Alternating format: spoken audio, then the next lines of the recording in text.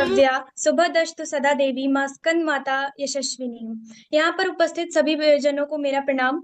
मैं श्रेया मिश्रा, कुरुम विद्यालय से कक्षा 10वीं की छात्रा, आप सभी का इस कार्यक्रम में हार्दिक स्वागत व अभिनंदन करती हूँ।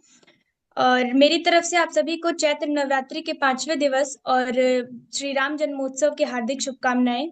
जैसा कि आज नवरात्रि का 5वां दिन है और पिछले 4 दिनों से हम यह कार्यक्रम आप सभी के समक्ष प्रस्तुत कर रहे हैं। आशा है आप सभी को यह हमारी यह प्रस्तुति पसंद आ रही होगी। तो माँ स्कंद माता को नमन करते हुए अब कार्यक्रम की शुरुआत करते हैं और कार्यक्रम को संचालित करने के लिए मैं अपने को एंकर अदिति पांडे से रिक्वेस्ट करूंगी कि वे आए और हम हमारे कार्यक्रम को संचालित करें। आपका बहुत बहुत धन्यवाद श्रेया। सर्वप्रथम मैं अदिति पांडे, कुरुम विद्यालय से कक्षा 10वीं की छात्रा, आप सभी को चैत्र नवरात्रि के पंचम दिवस तथा राम जन्मोत्सव की हार्दिक शुभकामनाएं देती हूँ। आज चैत्र नवरात्रि का 5वां दिन है और इस दिन माँ दुर्गा के 5वें रूप माँ स्कंद माता की आराधना की जाती है। भगवान कार्तिकेय की माँ होने के कारण माँ दुर्गा का नाम स्कंद माता देवी पड़ा हुआ है। माँ पवित्रता, प्रेम, मातृत्व और शक्ति का प्रतीक है। और अब मैं माँ स्कंद माता को नमस्कार करते हुए कार्यक्रम को आगे बढ़ाना चाहूंगी और आदरणीय पंडित जी को आमंत्रित करना चाहूंगी, वे आए और हमें राम कथा का श्रवण कराएं। आपको मेरा सादर प्रणाम पंडित जी, आपका बहुत अभिनंदन है। यहाँ पर मैं एक बात जोड़ना चाहूंगी कि आज 5वां दिन है हमारे कार्यक्रम का, लेकिन इसके साथ में यह भी है कि आज दुर्गा पूजा का छठा दिवस जो है, छठी पूजा आज मनाई जा रही है। उसका कारण है कि कल चतुर्थी और पंचमी पूजा जो है एक दिन ही हो गई थी, इस कारण से आज षष्ठी है और माँ कात्यायनी की पूजा उपासना आज हो रही है। 5वां दिन है, उस तरीके से है। इसी कारण से इस बार नवरात्र जो है 8 दिनों का पड़ रहा है। तो जो रामनवमी है वो 6 अप्रैल को है। तो ये मैंने ऐसे ही जानकारी देने के लिए बताया। हालांकि ये बात सही है कि एक एक दिन करके यदि हम चर्चा करें तो आज 5वां दिन उस हिसाब से होता है। तो नवरात्रि तो 8 दिन का होगा ही, क्योंकि रात 9 होगी और दिन 8 होगा। इसमें कौन सी बड़ी बात एक सेकंड प्रोफेसर सिंह, मुझे आपको स्पॉटलाइट में करने दीजिए ताकि हमारे दर्शक देख सकें, क्योंकि है। मैं ये कह रहा ये हूँ आकाशवाणी हो कि रही थी। आपने कहा कि इस बार नवरात्रि 8 दिन की है, तो 8 दिन की दिन और एक नवरात्रि 9 हो गए। आप जी लोग बिल्कुल। नवरात्रि को दिन में क्यों मनाते, 9 दिन क्यों नहीं बोलते फिर? हाँ, बिल्कुल आपका कहना सही है। अब और असल में अनुजा जो है बिहार से हैं।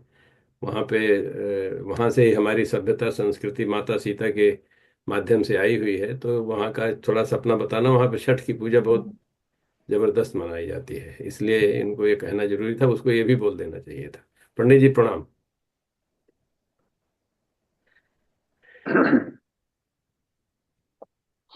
अब आप शुरू करें अपना, हम लोग तो इसे चर्चा करते रहते हैं वाहियात वाली। नहीं श्रीमद् सर, ये महाराज वैज्ञानिक चर्चा थी।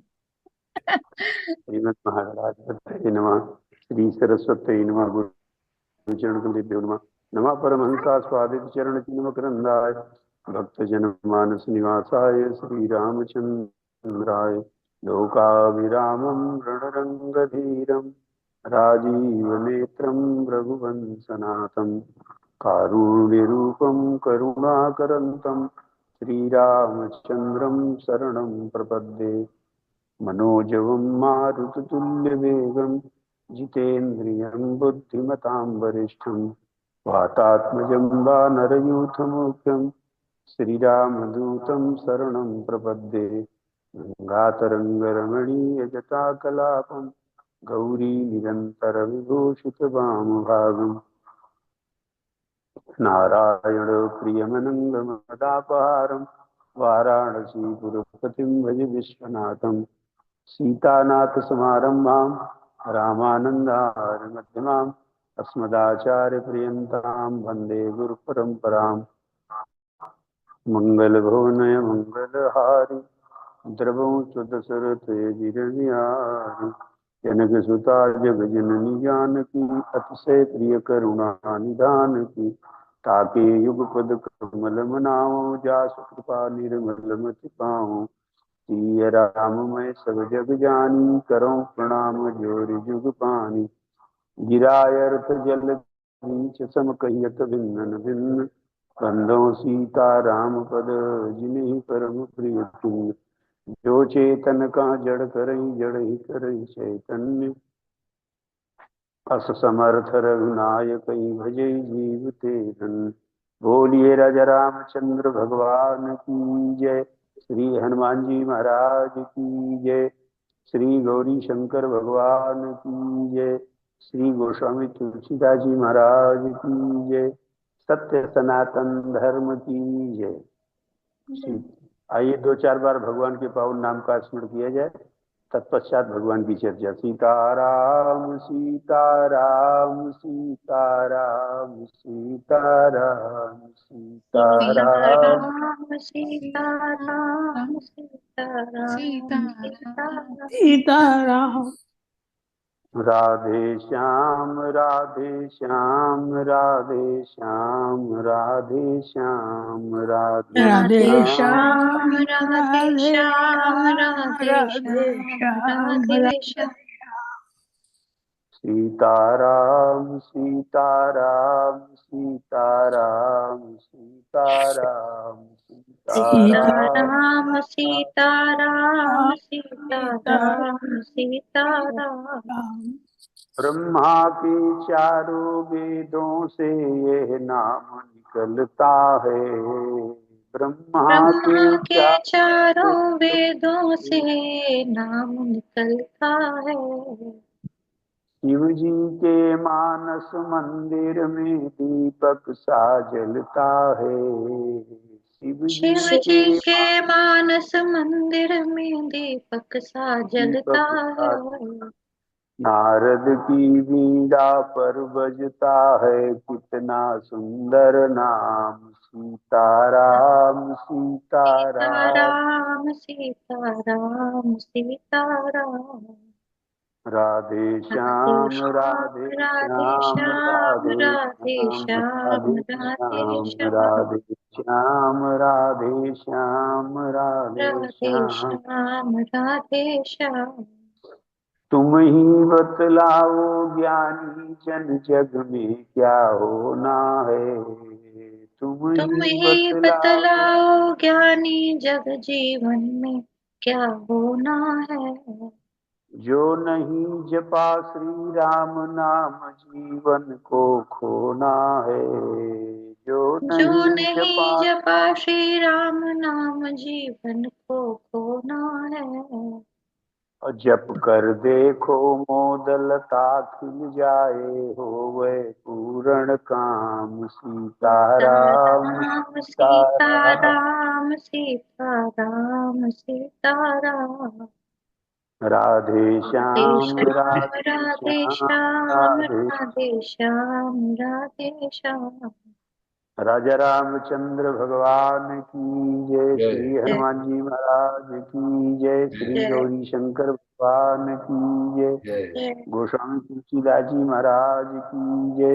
सदगुरुदेव भगवान की जय। सत्य सनातन धर्म की जय। अब आ रही है। अनंत कोटि ब्रह्मांड नायक आनंद कंद भगवान श्री राघवेंद्र सरकार की पावन कृपा से तो नहीं आ रही ना आपको? आवाज आ रही? नहीं, अब मुझे आने लगी। हाँ जी। अ, हेलो। नहीं पंडित जी, वो कहीं और से आवाज आ रही थी। आप कृपया आप कथा का प्रारंभ करें, यहाँ पर ध्यान रखें। आ रही है आज? जी जी, बहुत अच्छे से आ रही ठीक है। हमारे परम आदरणीय परम सम्मानीय डॉक्टर साहब जी, अनुजा बहन जी, अपर्णा बहन जी, समस्त श्रोता वृंद, आइए भगवान की पावन कथा में हम प्रवेश करें।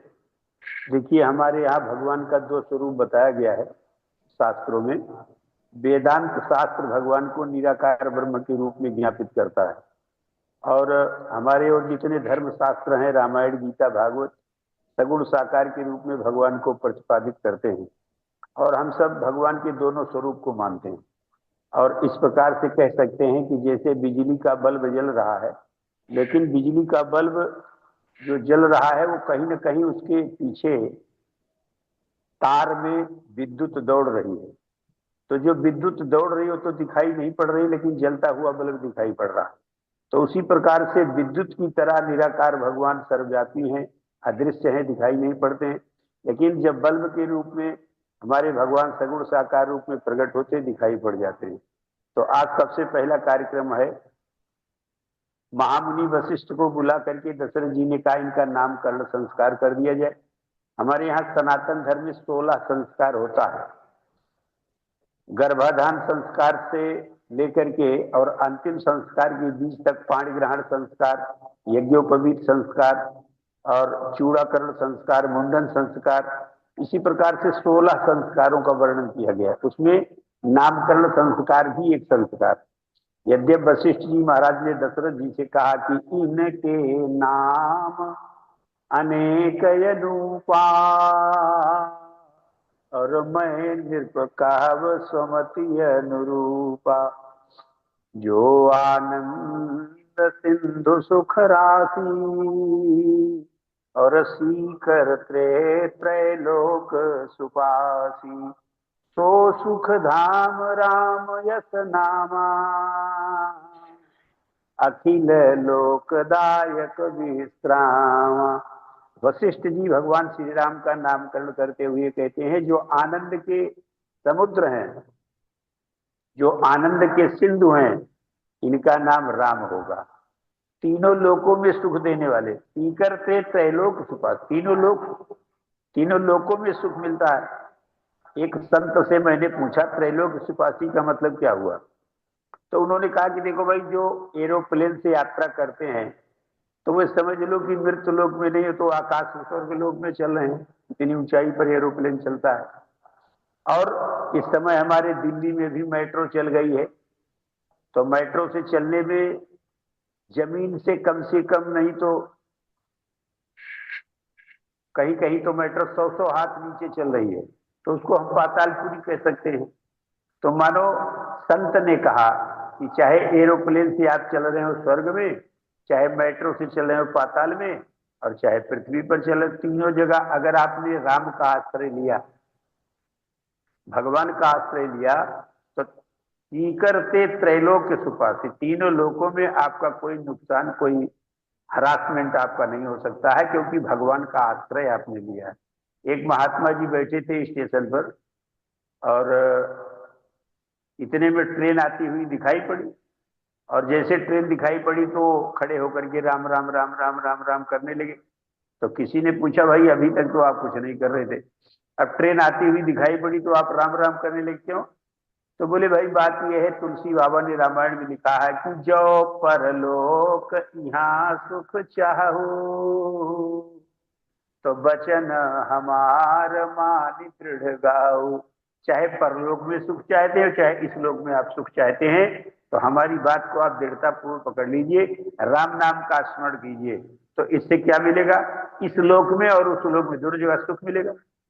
तो संत ने कहा कि अब देखो ट्रेन आ रही है, रिजर्वेशन तो है नहीं, अब हमको सीट चाहिए, तो इसलिए सीट मिल जाए इसलिए हम राम राम कर रहे हैं, राजा रामचंद्र भगवान की जय। और ट्रेन के भीतर में जब गए तो कोई सभ्य संस्कारी पुरुष बैठे थे, वो खिसक गए सीट पर, बोले आइए आइए आइए बैठिए। तो बोले देखो भाई, हमने राम राम किया और हमको बैठने को सीट, इसलिए हमने राम नाम किया था। तो वशिष्ठ जी ने कहा, सीकर से त्रैलोक सुपा, तीनों लोकों में जीव सुखी हो सकता है जो इन राम जी के चरण शरण ग्रहण कर लेगा, राम नाम का आश्रय ले लेगा।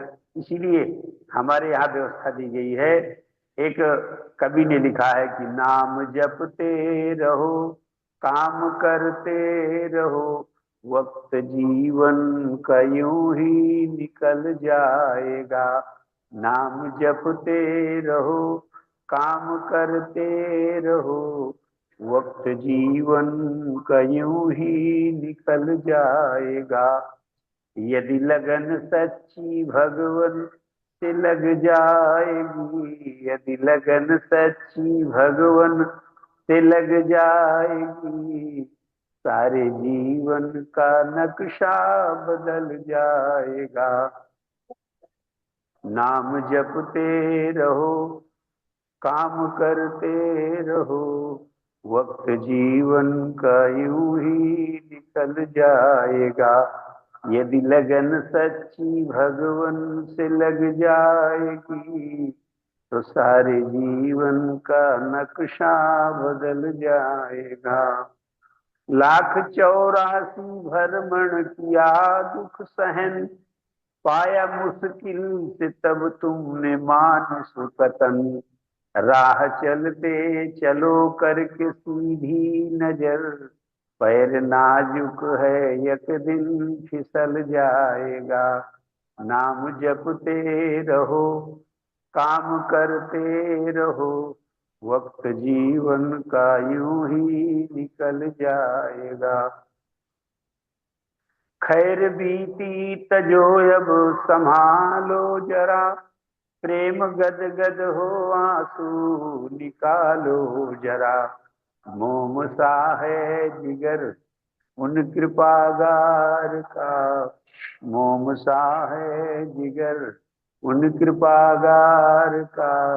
आह लगते ही फौरन पिघल जाएगा, आह लगते ही फौरन पिघल जाएगा।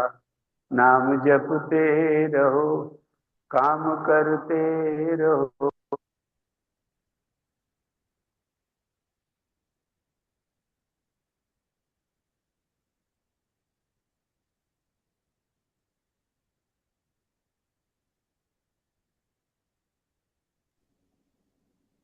पंडित जी की आवाज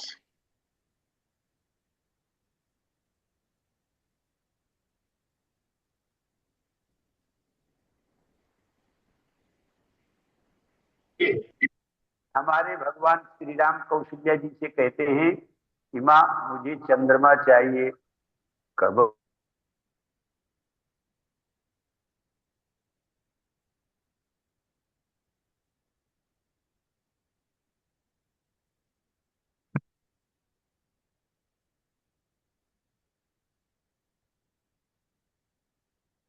लागियर कबहू कर ताल बजाई के नाचत, और मातु सब मन मोद भरे।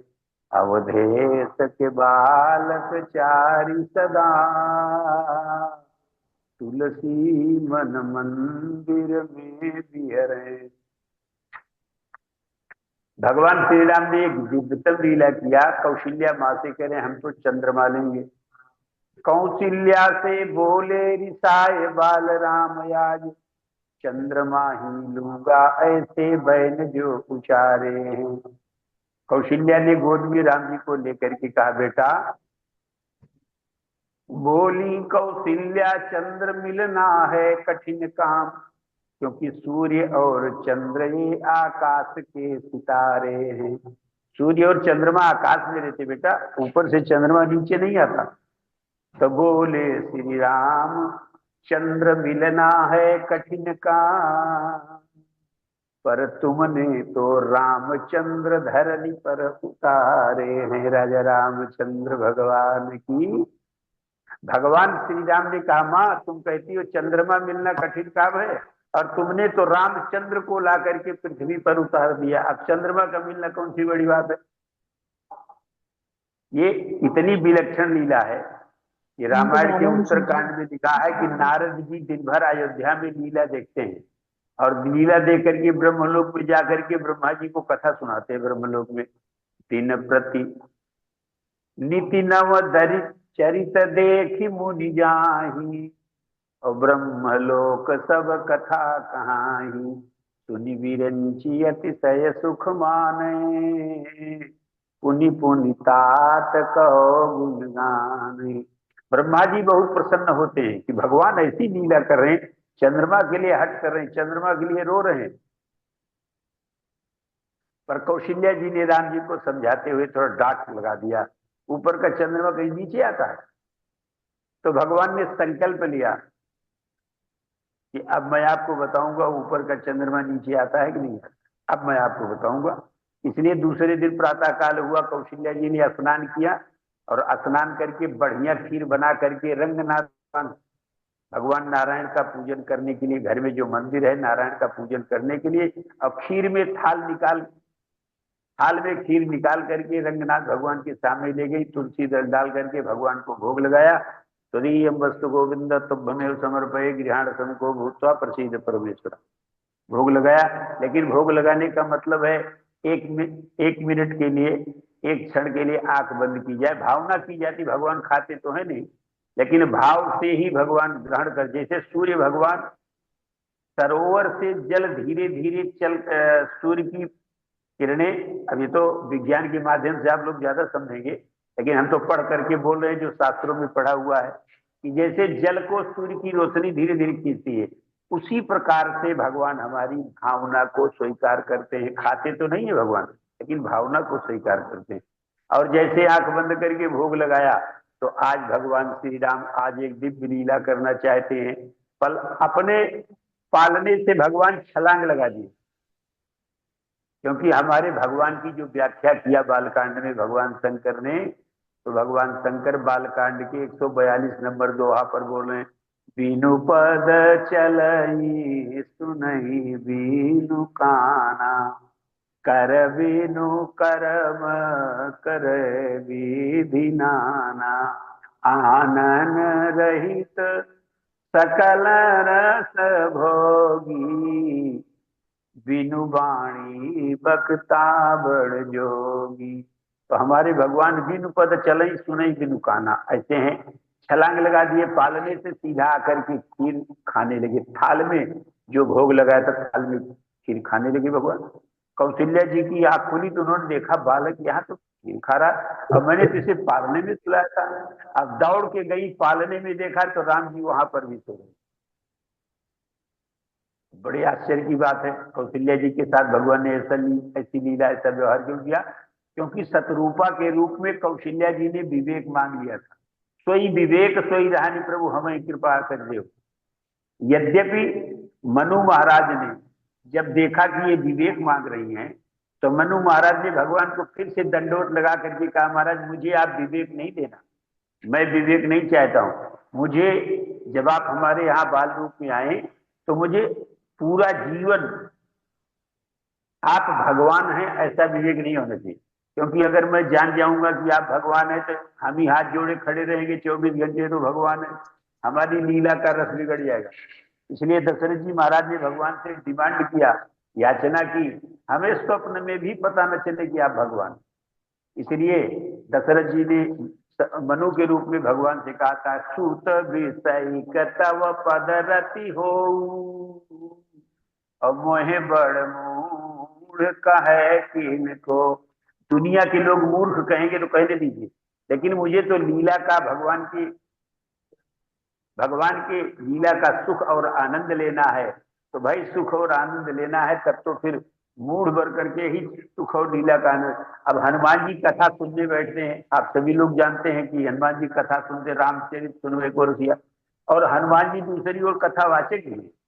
तो भाई जब श्रोता बन करके बैठेंगे तो फिर कथावाचक तो नहीं रहेंगे, उस समय तो अज्ञ बन करके बैठेंगे कि हम कुछ नहीं, ऐसा मान करके बैठे, कभी तभी कथा समझ में आएगी। तो भगवान की लीला का आनंद लेना है तो विवेक के द्वारा तो आनंद नहीं मिलेगा, वहां तो भक्ति के द्वारा ही आनंद मिलेगा। इसलिए दशरथ जी महाराज ने भगवान से प्रार्थना कर दिया, इनको विवेक दे दीजिए कौशल्या जी को, शत्रुपा जी को, लेकिन मुझे विवेक नहीं चाहिए, मुझे तो भक्ति का सुख लेना है। इसलिए सुत विषयी के तो पद रति हो, आपके चरणों में हमारी ऐसी रति हो जैसे संसार में एक पिता अपने पुत्र से प्रेम करता है, संसार में एक पिता अपने पुत्र से जैसे प्रेम करता, उसी प्रकार का प्रेम हमारा आपके चरणों। सुत विषयी के तो पद रति हो, वह बड़ मूढ़ का। दुनिया के लिए मूढ़ कहेंगे तो कहने दीजिए, हमको तो सुख मिलेगा, आनंद मिलेगा। इसलिए कौशल्या जी ने विवेक मांगा, इसलिए राम जी ने आज इनके विवेक की परीक्षा भी ले रहे। क्योंकि ज्ञान का मतलब क्या है? ज्ञान जो सर्वत्र भगवान को देख ले और सर्वत्र भगवान का दर्शन करे, सर्व, तो वही ज्ञान सच्चा माना गया है, जो सर्वत्र भगवान को देख ले। अब कौशल्या जी की थाल में भी भगवान खा रहे हैं और पालने में भी सो रहे हैं, तो मानो भगवान ज्ञान का यहाँ पर कौशल्या जी को बता रहे हैं कि हम अगर तुम्हारे बालक बन के, तो इसका मतलब ये नहीं कि हम सर्वत्र हैं, तो सर्वत्र भी हैं, तुम्हारे बालक भी हैं। इसलिए यहाँ वहाँ दुई बालक देखा, और मति भ्रम मोर ज्ञान विषेका। अब कौशल्या जी एक बार पालने में जाती है, एक बार थाल में, एक बार पालने में, एक बार थाल में। अब दोनों जगह दोनों बालक दिखाई पड़े। इतने में भगवान श्री राम ने देखा, राम देख जननी अकुलानी, और प्रभु हंस दीन मधुर मुस्कानी। कौशल्या जी को घबराया हुआ देख करके भगवान मंद मंद मुस्कान किए, और जैसे भगवान मुस्कुराए तैसे भगवान ने कौशल्या जी को विराट रूप दिखाया। देख रावा मात ही पुनि अद्भुत रूप अखंड, रोम रोम प्रति लागे कोटि कोटि ब्रह्मांड। भगवान ने विराट रूप दिखाया कौशल्या जी, और ये है वो विराट रूप है जब गीता के 10वें अध्याय में भगवान श्री कृष्ण अर्जुन से कहने लगे, हे अर्जुन, नदियों में भागीरथी गंगा जी मैं हूं, पहाड़ों में हिमालय पहाड़ मैं हूं, वृक्षों में पीपल का वृक्ष मैं हूं, पशुओं में गाय मैं हूं। इस प्रकार से सारी सृष्टि में भगवान अपनी जब विभूतियों का वर्णन करने लगे दसम अध्याय में, तो भगवान श्री कृष्ण से अर्जुन ने कहा, कृष्ण आप हमारे सामने खड़े हो, आप कहते हो गंगा जी मैं हूं, हिमालय पहाड़ मैं हूं, भागे, ये कैसे मैं मानूं? भगवान बोले, अर्जुन ये मैं जो आपके सामने खड़ा हूं, ये मेरा लीलामय स्वरूप, लीला करने के लिए मैं प्रकट हुआ, वो लीला वाला स्वरूप है। और जिसका मैं वर्णन कर रहा हूं वो मेरा विराट स्वरूप, शास्त्रों में विराट स्वरूप का भी वर्णन है। तो अर्जुन ने कहा, कृष्ण आप हमारे मित्र हो, और तो जिस स्वरूप का आप वर्णन कर रहे हो उसको मुझे दिखा दी। भगवान बोले, दिखा तो दे, पर इन नेत्रों से वो रूप नहीं देखा जाएगा। दिव्य चक्षु ददाम्यहम्, मैं तुम्हें दिव्य नेत्र प्रदान करूंगा, ज्ञान चक्षु प्रदान करूंगा, और उसी ज्ञान नेत्र के द्वारा तुम्हें हमारे विराट स्वरूप का दर्शन होगा। भगवान ने दिव्य चक्षु प्रदान किया और विराट रूप भगवान ने दिखाया। इतना भयानक विराट रूप अर्जुन के सामने भगवान प्रकट हुए। अर्जुन ने देखा भगवान के विराट स्वरूप को, तो वायु नमो अग्निवरुणा सुतान का प्रजापतिस्तम प्रवता महर्षि नमो नमस्ते सहस्र पुनश्च भूयोपि नमो नमस्ते, बार बार प्रणाम करते हुए भगवान के विराट स्वरूप को देखा। यही कहा कि पिता लोकस्य चराचरस्य त्वमस्य पूज्यस्य गुरुर्गरीयान् नासत्समोऽयभेदिकः कुतन्यो लोकत्रये प्रकृतिं प्रभाव। हे कृष्ण, आपके समान दूसरा कोई नहीं है, तो आपसे ज्यादा कैसे हो सकता है? आपके समान तो आप ही हैं, दूसरा कोई नहीं। और ठीक वही बात जब भगवान कौशल्या को विराट स्वरूप दिखाए, देख रावा मात ही पुनि अद्भुत रूप अखंड, रोम रोम प्रतिलागे कोटि कोटि ब्रह्मांड। रोम रोम में करोड़ों ब्रह्मांड को देख, इस विराट स्वरूप को देख करके कौशल्या जी घबरा गई। और क्या देख रही? मैंने आपको प्रारंभ में बताया, भगवान चंद्रमा मांग रहे थे, और कौशल्या जी भगवान को डांट रही थी, ऊपर का चंद्रमा कहीं नीचे आता है। यद्यप भगवान ने संकेत में कह लिया कि माँ तुमने तो रामचंद्र को नीचे बुला लिया, अब रामचंद्र की तुलना में चंद्र क्या है? चंद्र तो कुछ भी नहीं है। तो लेकिन जब भगवान ने विराट स्वरूप दिखाया तो कौशल्या जी ने क्या देखा? अगणित रवि शशि शिव चतुरानन। रामायण में लिखा है कि कौशल्या जी विराट रूप में क्या देख रहे? अगणित रवि, अनंत सूर्य, अनंत चंद्रमा, अनंत शंकर, अगणित रवि शशि शिव चतुरानन, और बहुगिरि सरित सिंधु महिकानन। इस प्रकार से विराट स्वरूप को देख करके कौशल्या जी घबरा गई और हाथ जोड़ करके राम जी से कह रही है, राघव करना क्षमा, मैंने जाना नहीं, राघव करना क्षमा, मैंने जाना नहीं, राघव करना क्षमा। हे राम जी, मुझे क्षमा कर दीजिएगा, मैं आपके महान प्रताप को, महान वैभव को मैं समझ नहीं पाई।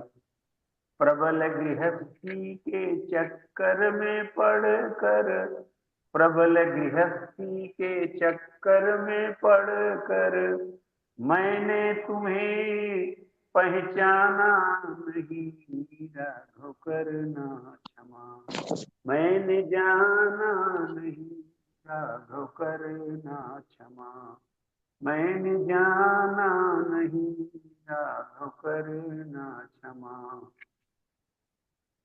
श्रवण न कथा सुनी प्रभु तेरी, श्रवण न कथा सुनी प्रभु तेरी, रसना से हरि गुण बखाना नहीं राघव करना क्षमा, मैंने जाना नहीं राघव करना क्षमा।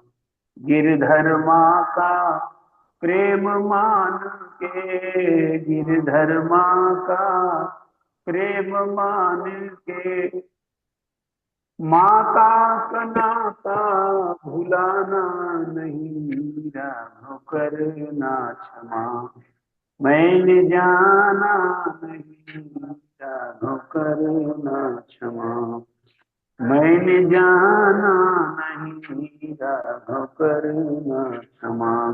राजा रामचंद्र भगवान की जय।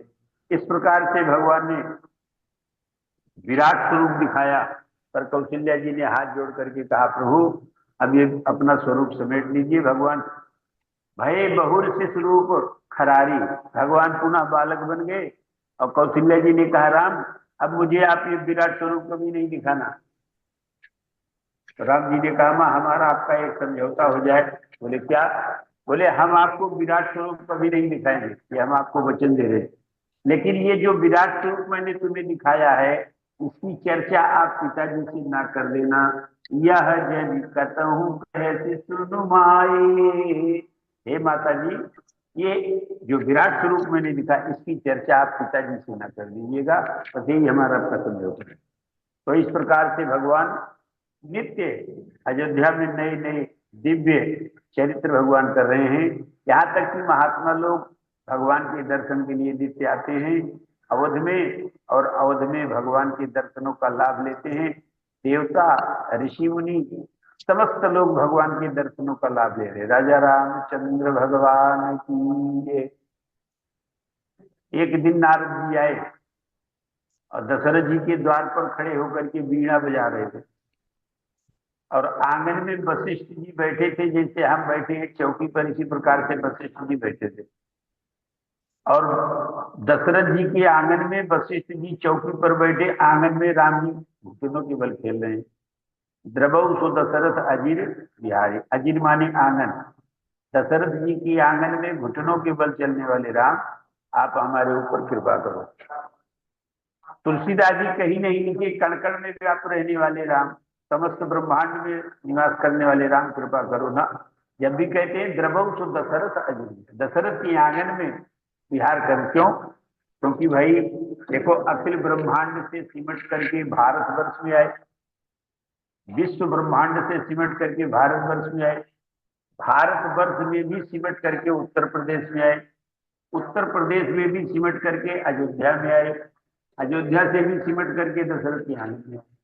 अब इतने व्यापक भगवान और अपने को इतना छोटा बनाया किसके लिए? भक्तों के लिए। इसलिए शंकर भगवान ने एक निर्णय दिया, तो केवल भगतन हित लागी, और धरई शरीर प्रणतय अनुरागी। हमारे राम जी जो उनके शरणागत लोग हैं, जो उनकी शरण में रहने वाले लोग हैं, उनके लिए भगवान इस प्रकार से शरीर धारण करते। तो नारद जी दशरथ जी के द्वार पर खड़े थे, भगवान श्री राम लक्ष्मण भरत शत्रुघ्न चारों भाई खेल रहे थे। वशिष्ठ जी आंगन में बैठे हुए, तखत पर बैठे थे, चौकी पर बैठे हुए, लेकिन आंख बंद की थी। नारद जी ने दोनों दृश्य देखा, आंगन में राम लक्ष्मण घूम रहे, घुटनों की तरफ चल रहे, ये भी देखा, और चौकी पर वशिष्ठ जी बैठ करके आंख बंद किए बैठे, ये देखा। क्योंकि शास्त्र कहता है, काव्य शास्त्र विनोदी कालों से धीमकाम, बुद्धिमान लोग जो है अपना समय शास्त्र की चर्चा में, काव्य की चर्चा में, श्रेष्ठ चर्चा में अपना समय बिताते, इधर उधर की चर्चा में नहीं बिताते। तो वशिष्ठ जी भी अपना आंख बंद करके कर रहे, ध्यान कर रहे हैं।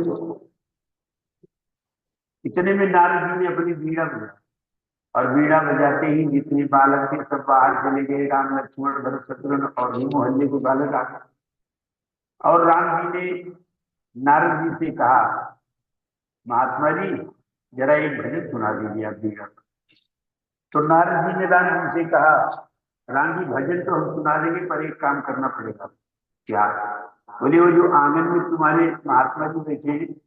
बोले हाँ। तो बोले उन्हीं की दाढ़ी जोर से पकड़ के जाके हिला दो, राजा रामचंद्र भगवान की जय। तो राम जी ने कहा, गुरु जी वो हमारे कुल गुरु है वशिष्ठ जी, और उनकी दाढ़ी हिलाने का मतलब है कि मार पड़ जाएगी हमारे ऊपर, इसलिए ये सेवा तो हम नहीं कर पाएंगे।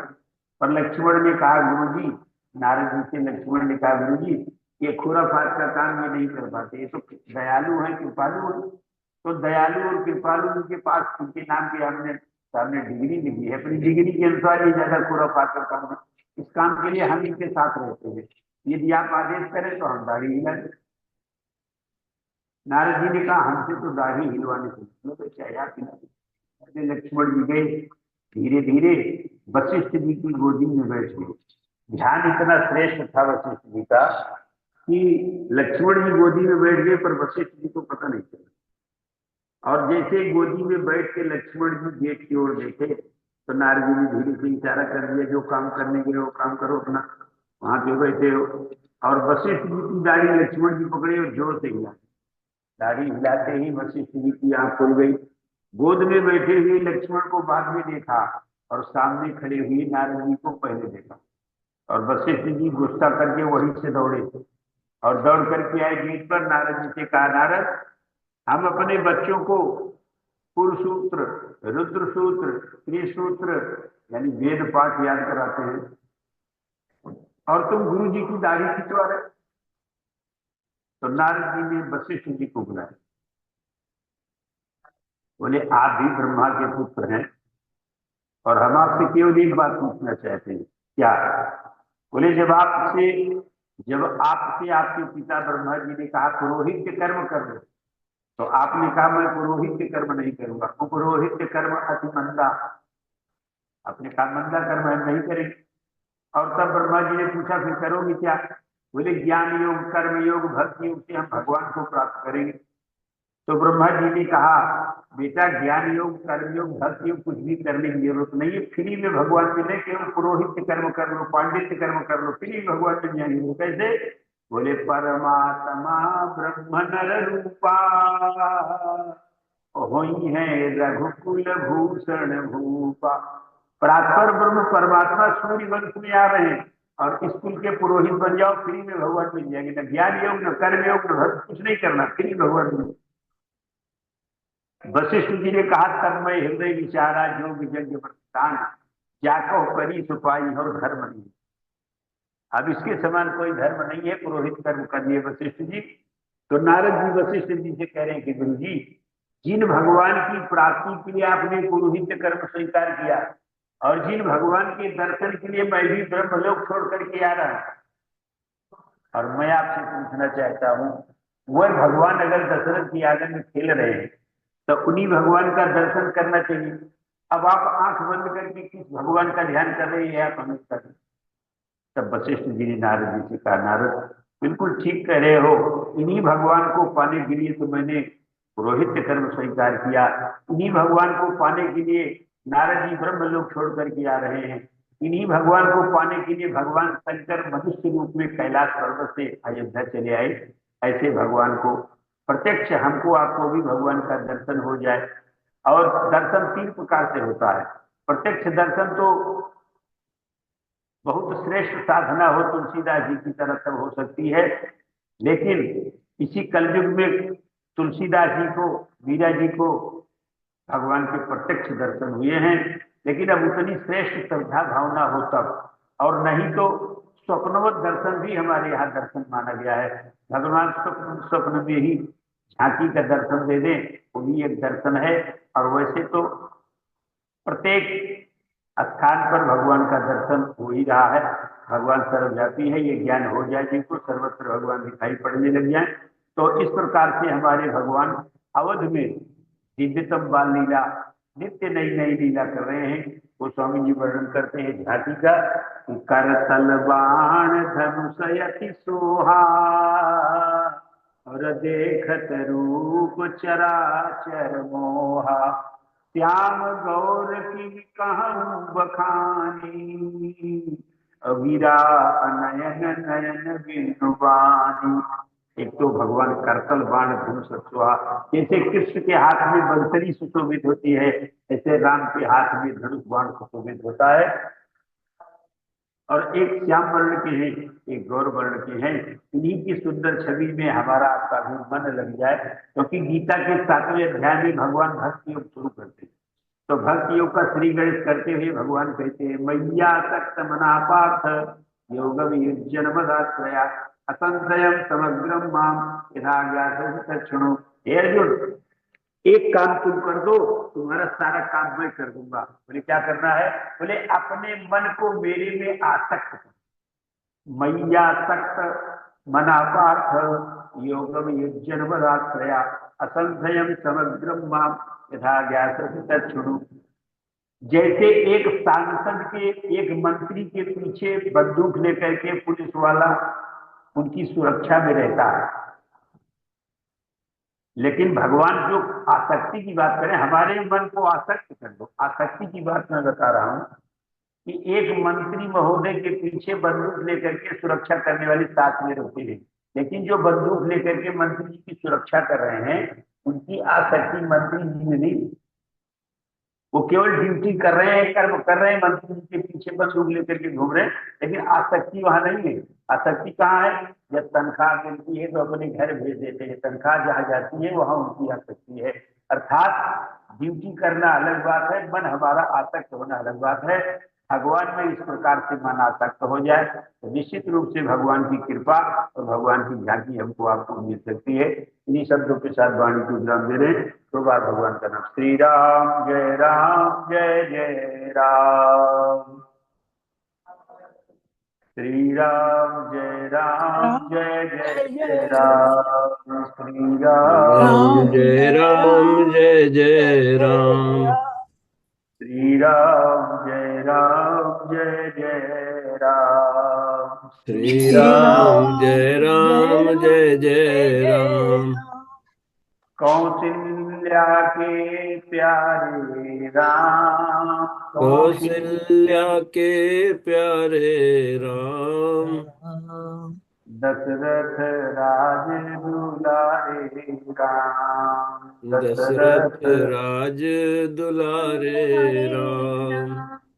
श्री राम जय जय राम। श्री राम जय जय राम। या रामचंद्र भगवान की जय। बहुत बहुत धन्यवाद पंडित जी। आज की जो कथा है वह भी बहुत अच्छी लगी। और मैं एक प्रश्न पूछना चाह रही हूँ, उसके बाद हमारे साथ में यहाँ पे जितने भी लोग हैं वो कोई कमेंट यदि करना चाहें। और मेरे मन में हमेशा एक जिज्ञासा होती थी, प्रोफेसर सिंह यहाँ पर हैं, शायद पंडित जी क्योंकि शास्त्रों में आपने जो अध्ययन किया है या जो आप पाठ करते रहे हैं, कथा का वाचन करते हैं, उसमें आपकी तो समझ अधिक होगी। मेरे मन में एक प्रश्न यह है कि जब श्री राम का जन्म होता है, उनके दर्शन करने के लिए परलोक से, लोक से, हर जगह से, महादेव से लेकर सब लोग उनके दर्शन के लिए आते हैं, उनकी लीला देखने के लिए आते हैं। तो जब सबको यह पता था कि भगवान श्री राम जो है विष्णु के अवतार हैं, धरती पर अवतरित हुए हैं और पूरी सारी लीलाएं हो रही हैं, सब तरफ एक तरह से सबको पता चल गया, तो ये सामान्य मनुष्यों की तरह फिर बाद में राम जी अपना रह रहे हैं और फिर उनको वनवास दिया जा रहा है। जब कैकेयी जानती थी कि वो भगवान विष्णु के अवतार हैं और भगवान हैं, विराट स्वरूप दिखाना, ये तमाम बातें, तो फिर ऐसा कैसे हुआ? तो क्या आगे जाकर डॉक्टर माचवे जो है वो कुछ इशारा कर रहे हैं, क्या ऐसा हो गया कि ये सब कुछ हुआ, महादेव आए, नारद जी आए, सब कुछ हुआ और फिर सब लोग भूल गए कि क्या हुआ था राम जी के जन्म के समय? क्या महादेव ने उनको अपनी गोदी में लिया था? यह सब कुछ सब भूल गए, बिसर गए सब? क्या हुआ होगा? पंडित जी यदि बताना चाहें। देखो, जीव का जो ज्ञान होता है वो अखंड ज्ञान नहीं होता। जीव का ज्ञान जैसे बादल आकाश में सूर्य भगवान को कभी ढक देता है, कभी सूर्य भगवान बादल को पीछे कर दे, प्रकाश हो जाता है, कभी बादल सूर्य भगवान को। ये रामायण में लिखा है, उपजय विषय ज्ञान जीव पाए कुसंग सुसंग। तो कैकेयी का जो ज्ञान था वो कुसंग पा करके ज्ञान अज्ञानता में बदल गया। और ये सभी जीवों के साथ होता है। थोड़ी देर तो हम ज्ञान की भाषा बोलते हैं, उसके बाद हम भी संसार में से रख जाते हैं। यही बात हुई बात। डॉक्टर माचवे कुछ कहना चाहते हैं? वास्तव में बात यह है कि भक्ति योग और ज्ञान योग में जो अंतर है, जो भक्ति योग में लीन है उनको तो वास्तविक रूप में राम दिख रहे हैं, पर केवल ज्ञान से जो राम को दिखना चाह रहे हैं उनको नहीं दिख रहे, इतना अंतर है। बड़ा सुंदर उत्तर है आपका। बहुत ही जो ज्यादा ज्ञानी होते हैं उनको भगवान के दर्शन नहीं होते। जिनके मन में भक्ति होती है वास्तव में उन्हीं को भगवान के दर्शन होते हैं। जैसे उस गरेडियों को श्री कृष्ण के दर्शन हो गए थे और बाकी जितने शास्त्री लोग थे वो लोग ऐसे ही बैठे रहे। अब हमारे साथ में जैसे कल किसने कहा था कि आप एक ऋषि के पूजा नारायण जी ने कहा था ऋषि की तरह लगते हैं प्रोफेसर बलराम सिंह जी। तो तो मैं उनसे पूछना चाहूंगी कि आप क्या सोचते हैं ये क्या कारण था इसका? जैसे अभी डॉक्टर माचवे ने बड़ा ही सुंदर इसका उत्तर दिया। जी, मैं तो ज्ञानी की कैटेगरी में आता हूँ, मुझे दर्शन नहीं होते तो वो बात यह है कि ज्ञान सबको अपनी भाषा में होता है। वो बात सही कह रहे हैं प्रोफेसर माचवे। ज्ञान वाले लोग ज्ञान के हिसाब से समझना चाहते हैं, दर्शन करने वाले लोग जो भक्त लोग हैं वो दर्शन करते हैं। वो भगवान को हर जगह भी देखते हैं, ऐसा नहीं है कि सिर्फ उसी रूप में दिखाए गए। लेकिन जो मुझे कारण समझ में आता है, जो ये सांसारिक खेल है, ये इसलिए है कि हम सभी लोग जानना चाहते हैं कि हम कौन है, और उसको जानने के लिए हमको हर प्रक्रियाओं को करना पड़ता है, जो हमारे शारीरिक हैं, मानसिक हैं, बौद्धिक हैं, चैतन्य रूप में हैं, आत्मा के रूप में है। तो हर व्यक्ति वहां जाना चाहता है। भगवान विष्णु का अवतार भी इस बात को दिखाने के लिए होता। तो उन्होंने कहा कि मैं लीला उलाप करूंगा, ये सब ऐसा पंडित जी ने बताया ना कि जब ये आप किसी से बताइएगा नहीं, कि नहीं तो फिर सारा खेल खराब हो जाएगा। तो ये बाकी लोग, एक तो ये है मुझे समझ में आया। दूसरा ये है कि कोई भगवान विष्णु के रूप का व्यक्ति एकदम इस भाव में आ जाता, छोटे से बच्चे के रूप में, जिसको कुछ आता जाता नहीं है, ये होना ज्ञानी लोगों के लिए बड़ा मुश्किल होता है। वो अपने ज्ञान को ही बघाड़ते रहते हैं। तो इसलिए ये एक कला है, और इस कला में जो निपुण लोग, इसीलिए हम लोग मूवी देखते हैं, वह सभी को मालूम है कुछ सही नहीं है, लेकिन सब लोग जाते हैं। बहुत अच्छी इंडस्ट्री है, मूवी फिल्म बन गई, उसमें कोई दाढ़ी बढ़ा लिया, कोई बाल बढ़ा लिया, कोई ये किया वो किया, किसी को मार रहा है, किसी को काट रहा है, तो उससे हमको समझ में आता है दूसरे का रूप क्या हो रहा है। तो ये इसलिए सारे भगवान शंकर या बाकी सब लोग ये मूवी देखने आ रहे थे, कि देखे चलो हम भी देखते हैं, सिनेमा हाँ, लगा हुआ है अयोध्या में, वहां पे देखते हैं वहां पे क्या क्या खेल हो रहा है। आई थिंक, मुझे लगता है इस इंटरटेनमेंट के लिए वो लोग आ रहे थे वहां पे। वाह, आपका बड़ा ही जो आंसर है वो बड़ा ही इंटरेस्टिंग है। हमारे साथ में वैभव तिवारी हैं और उन्होंने एक मैसेज किया हुआ है यहाँ पे चैट बॉक्स में। जी वैभव, आप क्या प्रश्न पूछना चाह रहे हैं? स्वागत है। Okay, thank you ma'am. Sir को हमारा प्रणाम, पंडित जी आप सभी लोगों को प्रणाम। हमारा सर मुख्यतः आप सभी लोगों से है क्वेश्चन, पंडित जी जवाब दे दें अथवा सर दे दें। सर हम रामचरितमानस को पढ़े हैं, टीवियों को में देखे हैं, और सर मैं बहुत उपासक टाइप के व्यक्ति नहीं हूँ, हाँ, लेकिन मेरे लाइफ स्टाइल में है सुबह आधा एक घंटा सुनना होता है, जो रेडियो में आती थी आकाशवाणी में, ठीक मैम, उसको सुन के बड़ा अच्छा मिलता है। धीरे धीरे एक शब्द मिला दर्शन शास्त्र में निगम शब्द, नीति। नीति का अर्थ होता है आंशिक ज्ञान या थोड़ा अधूरा ज्ञान।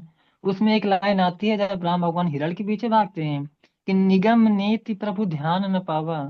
तो मैम मेरी अल्पज्ञता भी हो सकती है, बस मेरा प्रश्न यह था कि आमतौर पर ऐसा माना जाता है कि राम भगवान सर्वदर्शी थे, उनको सब कुछ पता था, लेकिन ऐसा क्या कारण हो गया रामचरितमानस में कि जब वो हिरण के पीछे गए तो वहां पर लिखा गया कि निगम नीति प्रभु ध्यान न पावा। मतलब उनको सारी घटनाएं पता थी कि हमें राज छोड़ना पड़ेगा, सीता का हरण होगा, फिर भी मतलब उसका शाब्दिक अर्थ तो सही निकल रहा ना कि निगम नीति प्रभु ध्यान न पावा। और जो नीति शब्द है इसका मतलब होता है सर अधूरा ज्ञान, आंशिक ज्ञान। I think sir understand philosophy very well. तो इस पर सर क्या हम निष्कर्ष निकाल सकते हैं कि जब हिरण के पीछे भाग रहे थे उस समय एक मानवीय अवस्था में थे, या फिर उस समय भी उनको भगवान वाली स्टेटस रहा होगा, उनकी चेतना की स्तर, उनके जो चल रहा था लाइफ में? प्रोफेसर सिंह इसका इसमें उत्तर दे सकते क्या मानना है? हाँ उसके आगे की लाइन क्या है? निगम नीति धन राम ध्यान न पावा, उसके आगे की लाइन क्या है? सॉरी सर, उसके आगे नहीं पता, मतलब वो उसी हम से भूल गए पता सर कुछ लगेगा। ही लाइन। उसी से पता लगेगा, मुझे भी याद नहीं है, हो सकता पंडित जी को पता हो, पंडित जी बता सकते हैं। जी जी। साहब, जो नियति शब्द है वो संस्कृत में ना इति, हाँ ना इति, जो बार बार कहा गया नियति नियति कहते, नियति नियति कही है, तो जो नियति नियति शब्द है ना, उसको कहा जाएगा ना इति, ना इति, मतलब इतना ही भगवान है ऐसा नहीं है। निगम नियति किसी अंत न पावा ताहि धरे जननी हट जावा। वो मारीच के पास की चौपाई नहीं है, कौटिल्य जी यमराम जी को पकड़ने के लिए दौड़ी हूँ आगे चौपाई है। निगम नियति शिव ध्यान न पावा ताहि धरे जननी हट जावा। तो उसमें हम ये बताना चाहते हैं ईश्वर का ईश्वरत्व तो हमेशा रहता है अंदर में, लेकिन जब भगवान लीला करते हैं अपने ऐश्वर्य को छुपा करके करते हैं। जैसे एक जज अपनी कुर्सी पर बैठता है तो न्याय देता है तमाम प्रकार से, लेकिन वही जज अपने घर में जाएगा अपने बालक के साथ अपने जज वाले पद का व्यवहार नहीं करेगा, वहां तो अपने बच्चे के साथ पिता और पुत्र का व्यवहार करेगा। तो भगवान लीला में उनका ईश्वर तो कहीं गायब नहीं होता, सब जानते हैं, सब कुछ सारी उनकी प्रभुता रहती है, लेकिन जानने वाले लोग जानते हैं, ना जानने वाले नहीं जानते। सही बात है। तो ये एकदम धन्यवाद सही यहाँ बात है। पर धन्यवाद। जो मैंने कहा कि ये सिनेमा टाइप का होता है ना, लोग एक्टिंग करते हैं, तो भगवान का यहाँ पे आना कई कारणों से होता है। रावण का एक कारण माना जाता है कि रावण का कारण का मतलब जो अत्याचार होता है, अत्याचार वो कर रहे थे कि उसका कोई संशोधन निकालना था। तो उस भाव से अगर हम समझें तो उनको ये सारी लीला करनी पड़ी। वैसे उसमें कहीं रामायण में लिखा हुआ है कि जबलहु करो निशाचर नासा तुम प्रिय करो अगिनि में बासा। अ, उसमें है कि लक्ष्मण हूँ यही मरम न जाना जो कुछ चरित्र रचो भगवाना। तो मतलब ये चरित्र उन्होंने रचा था ऐसा, ये ऐसा होना है, ऐसा करें जो आप पंडित जी भी बता रहे हैं। दूसरा ये है, दूसरा एक रूप है वैभव कि ये इसकी उत्पत्ति की हम लोग चर्चा कर चुके हैं, अनुकूल प्रतिकूल पंडित जी भी बता चुके हैं, प्लस माइनस, धन और ऋण, सुख दुख। तो इसमें जब होता है तो ऐसा होता है कि कोई चीज का जब एक सीमा पर पहुंच जाता है तो उसके बाद नीचे फिर आता है, फिर जाएगा सीमा पे, तो उसको प्रोफेसर माचवे फिजिक्स के आदमी है, वाइब्रेशंस का होता है वो, उसमें क्वांटम मैकेनिक्स भी होती है। तो इस चीजों को, कोई चीज होने के लिए ऐसी ही प्रक्रिया है कि ये ऐसा लोग करेंगे, फिर उसके बाद ये करेंगे, कभी नाटक करेंगे, फिर सही दिखाई पड़ेगा। जब तक वो नाटक नहीं करते भगवान का रूप कैसे कोई समझता? तो इस भाव से भी, जैसे ये कम्युनिकेशन स्किल है वो, जो कि अनुजा का क्षेत्र है, कि ये संचारण व्यवस्था है। और ये सारी संचारण व्यवस्था जो है वो ऋग्वेद से आती है। ऋग्वेद में कहा गया है कि ब्रह्म जो रूप था उसको ऐसी कामना पैदा हुई कि हम आगे अपने को संसार संसार रूप वो करें, प्रकट करें। तो उन्होंने स्पंदन शुरू किया। स्पंदन का भी वही मतलब होता है कि ऊपर नीचे ऊपर नीचे ऊपर नीचे ऐसे ही होता रहता है। तो हम सारे लोग, हमारा दिन रात भी इसी इसी भाव से आता है, रात दिन रात दिन। तो ये हमारी प्रकृति ऐसी है, इसलिए ऐसा हुआ है। तो वो हमको लगता है कि आप थोड़ा सा और इसके बारे में ध्यान देंगे। आप ध्यान देंगे, निगम का मतलब होता है जो किसी ने कहा, वहां से निकला। आगम भी एक होता है, तुलसी बाबा ने कहीं लिखा निगम आगम सबको मिला के उन्होंने इस रामचरितमानस का जो प्रकट किया उसको। तो उसमें निगम का मतलब जो किसी ने कह दिया और आपने उसको सुन लिया ध्यान, जैसे आप बोल रहे हैं आधा घंटा आप उसमें करते हैं, सोच विचार ध्यान लगाते हैं इसको। तो आपने किसी ने कहा होगा, लेकिन अब अगर आप करके देखेंगे तो आगम होगा वो। तो आगम निगम का भी ये चलता रहता है। तो इसी तरह से कभी प्रकट होता है, कभी अदृश्य हो जाता है। इससे ये पता लग जाए, कोई प्रकट होता लगता है कोई है, अदृश्य हो गया तो कोई नहीं है। तो जो है का ज्ञान जो है तभी आता है जब हमको कोई चीज अदृश्य हो जाए। रात दिन का ज्ञान तभी होता है जब रात होती है। तब इस तरह से हमारी प्रकृति ऐसी है। हम एक मनुष्य या जो भी जीव जंतु जब जो भी हैं उनके सबके अंदर ये प्रकृति है, और इसको जानने समझने के लिए बहुत ये अच्छी विधा है। और आपका सवाल जो है उसी विधा का एक रूप है कि आप सोच रहे हैं कि ऐसा ऐसा क्यों होता है, आपके मन में ये भाव आया, इसका मतलब है कि आप उस पथ पर हैं जहाँ पे जिज्ञासु लोग जाते हैं। बहुत बहुत धन्यवाद सर। सर सच में मतलब कोई मैं बोल रहा हूँ ना कि ये क्वेश्चन हमारे यहाँ ज्ञानता ही होगी सर। सर लेकिन बहुत अच्छा लगता है, उसको खाली हम सुना करते हैं, पढ़ते भी नहीं। सर पहले बाजे में एक आती थी ना आकाशवाणी, वो रामचरितमानस, तो अच्छा है, कभी मनो आप भी सुनना सर। उसका जो लिरिक्स है, रिदम काफी अच्छा है वो। ठीक है, उससे भेज हमारा काम दीजिए। जल्दी हो जाता है, कमरा भेज साफ दीजिए। करना है सुबह सुबह, कुछ हाँ काम करना बिल्कुल, है तो कुछ भेज तेल लगा दीजिएगा। लेते हैं, वही सुना करते हैं। ठीक है, धन्यवाद सर। बहुत अच्छा। धन्यवाद मैम। ये डॉक्टर माचवे। आप जो आधा घंटा सवेरे ईश्वर का नाम लेते हैं उसमें एक शब्द है कि कंसंट्रेशन, एकाग्रता नहीं है। जिस वक्त एकाग्रता हो जाएगी तो आपको सब उत्तर अपने आप मिल जाएंगे। आपका मन, आप जो भी मंत्र का जाप करते हो आपका मन भटकता रहता है। ये दोनों अवस्थाएं एक साथ नहीं चल सकती। या तो मन को भटकने दो और भगवान का नाम लो, पर यदि भगवान का नाम एकाग्रता से लोगे तो आपको अपने आप ज्ञान हो जाएगा। एक उसके एकाग्रता की एक बात बता रहा हूं मैं। अपने जो स्वामी विवेकानंद है उनके साथ भी ऐसी हुआ था। तो उन्होंने एकाग्रता के लिए क्या किया, अपने सामने हम बैठते थे वहां भीत के ऊपर एक बिंदु लगाया और उस बिंदु को देखते रहे। और देखते देखते जब एकाग्रता बढ़ी तो बिंदु बड़ा हो गया अपने आप। तो एकाग्रता में थोड़ी सी कमी होने के कारण आपका प्रश्न उचित है, अच्छा वो आपने पूछा, पर एकाग्रता करिए तो अच्छा रहेगा। धन्यवाद। जी, बहुत धन्यवाद डॉक्टर माचवे। और पंडित जी को हम एक बार फिर से बहुत धन्यवाद करते हैं, और हम प्रतीक्षा करेंगे अगले दिन की आपकी कथा आगे क्या कुछ आप सुनाने वाले हैं, उसको सुनने के लिए हम उत्सुक हैं। लेकिन आज समय जो है उतना ही था। बहुत बहुत धन्यवाद पंडित जी, बहुत धन्यवाद और प्रणाम करती हूँ आपको। और बहुत धन्यवाद पंडित जी। हमारे साथ में डॉक्टर अपर्णा भी हैं, और किन्हीं कारणों से वो थोड़ी व्यस्त भी चल रही हैं अभी। अ, जैसा कि हम जानते हैं कि हमारे साथ में डॉक्टर राघव एस बोदुपल्ली जी हैं, और वक्त हो चला है वैदिक मंत्रोच्चारण का, वैदिक मंत्र का वक्त हो चला है।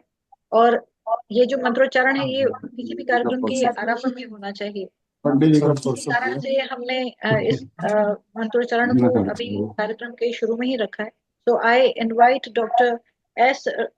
Raghav S. Bodupalli ji. He is a well-known scientist and Krishna Yajurveda researcher. He is from Bangalore, Karnataka. So I welcome you, Dr. Raghava ji, for Vedic Mantrocharan. Thank you. Kindly unmute yourself, sir.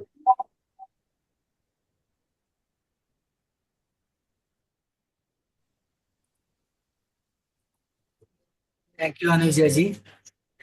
My pranams to Pandit ji and Professor Balram Singh ji and Sri Vasant ji and my friend Aparna ji and all others present in this forum.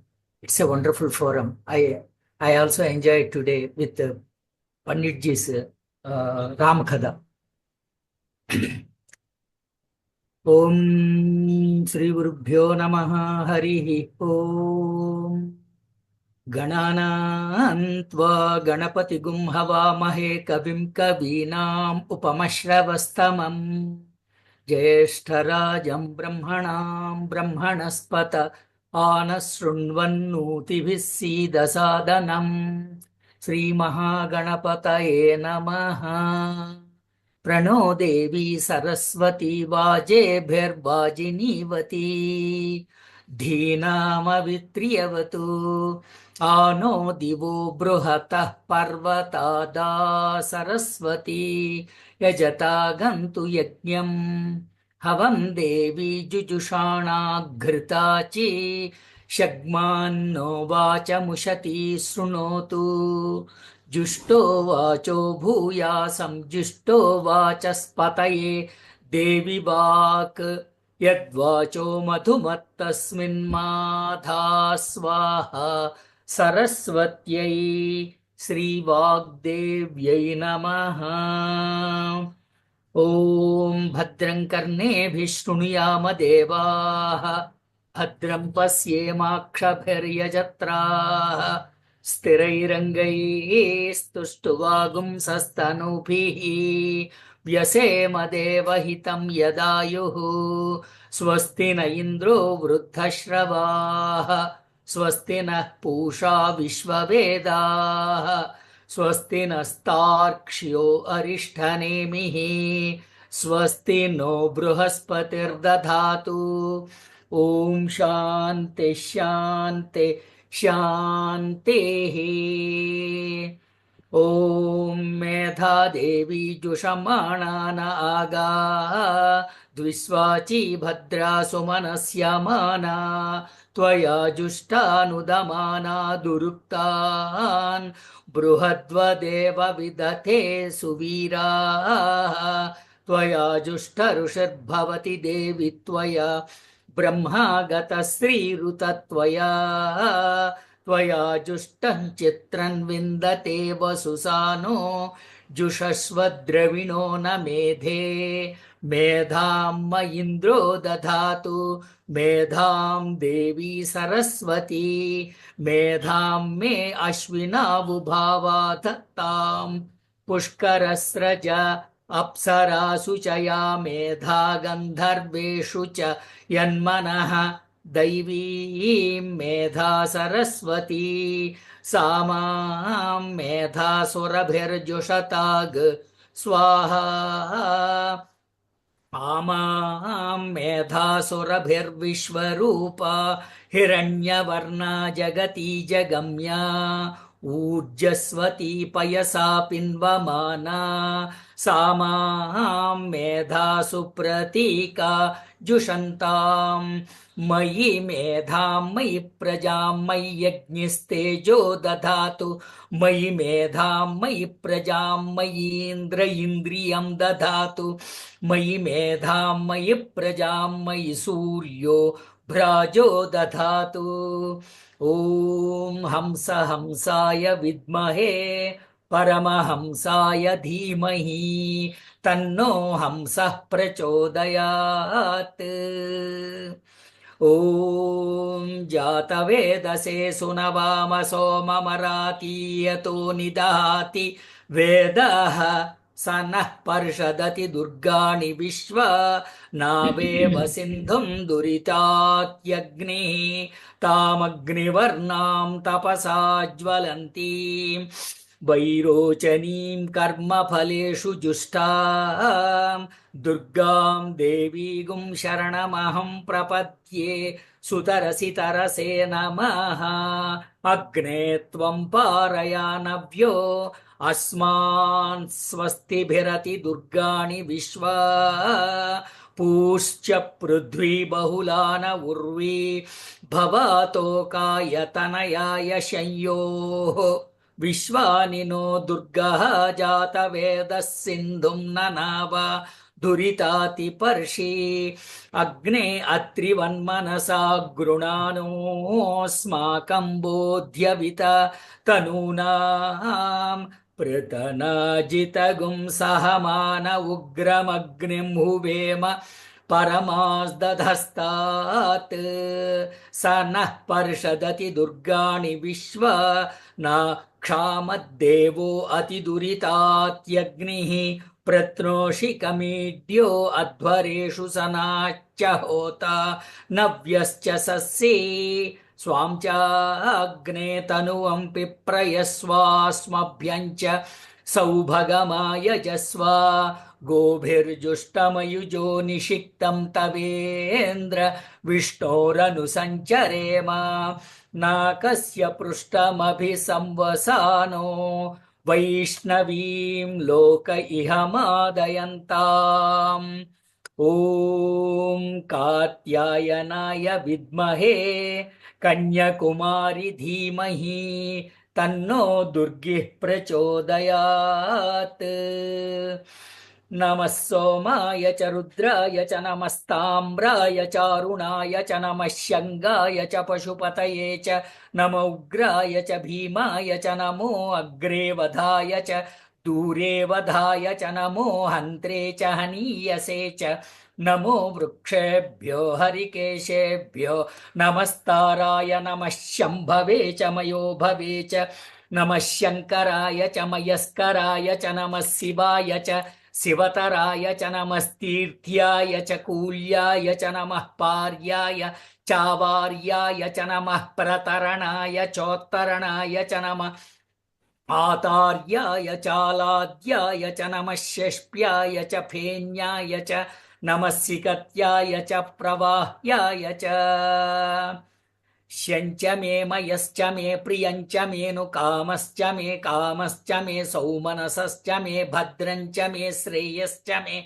वस्यश्च मे यशश्च मे भगश्च मे द्रविणञ्च मे यन्ता च मे धर्ता च मे क्षेमश्च मे धृतिश्च मे विश्वञ्च मे महश्च मे संविच्च मे ज्ञात्रञ्च मे सूश्च मे प्रसूश्च मे क्षीरञ्च मे लयश्च मरुतञ्च मे मृतञ्च मे यक्ष्मञ्च मे नामयश्च मे जीवातुश्च मे दीर्घायुत्वञ्च मे नमित्रञ्च मे भयञ्च मे सुगञ्च मे शयनञ्च मे सूषा च मे सुदिनञ्च मे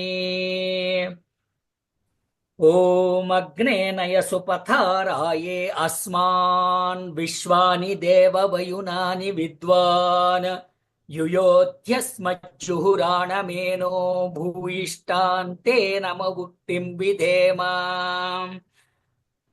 आयुर्दा अग्ने जुषाणो घृतप्रतीको गुष्ठरेणिरेधि घृतं पीत्वा मधुचारु गव्यं पितेव पुत्रमभिरक्षतादिमम् ॐ शान्ति शान्ति शान्तिः चित्रं देवानामुदगादनीकं चक्षुर्मित्रस्य वरुणस्याग्नेः आप्राद्या वा पृथिवी अन्तरिक्षं सूर्य आत्मा जगतस्तस्तुषश्च ॐ शान्ति शान्ति शान्तिः आयुष्पा अग्ने स्यायुर्मे पाहि चक्षुष्पा अग्नेसि चक्षुर्मे पाहि ध्रुवासि यं परिधिं पर्यधत्ता अग्ने देवपणिभिर्वीयमाणः ॐ शान्ति शान्ति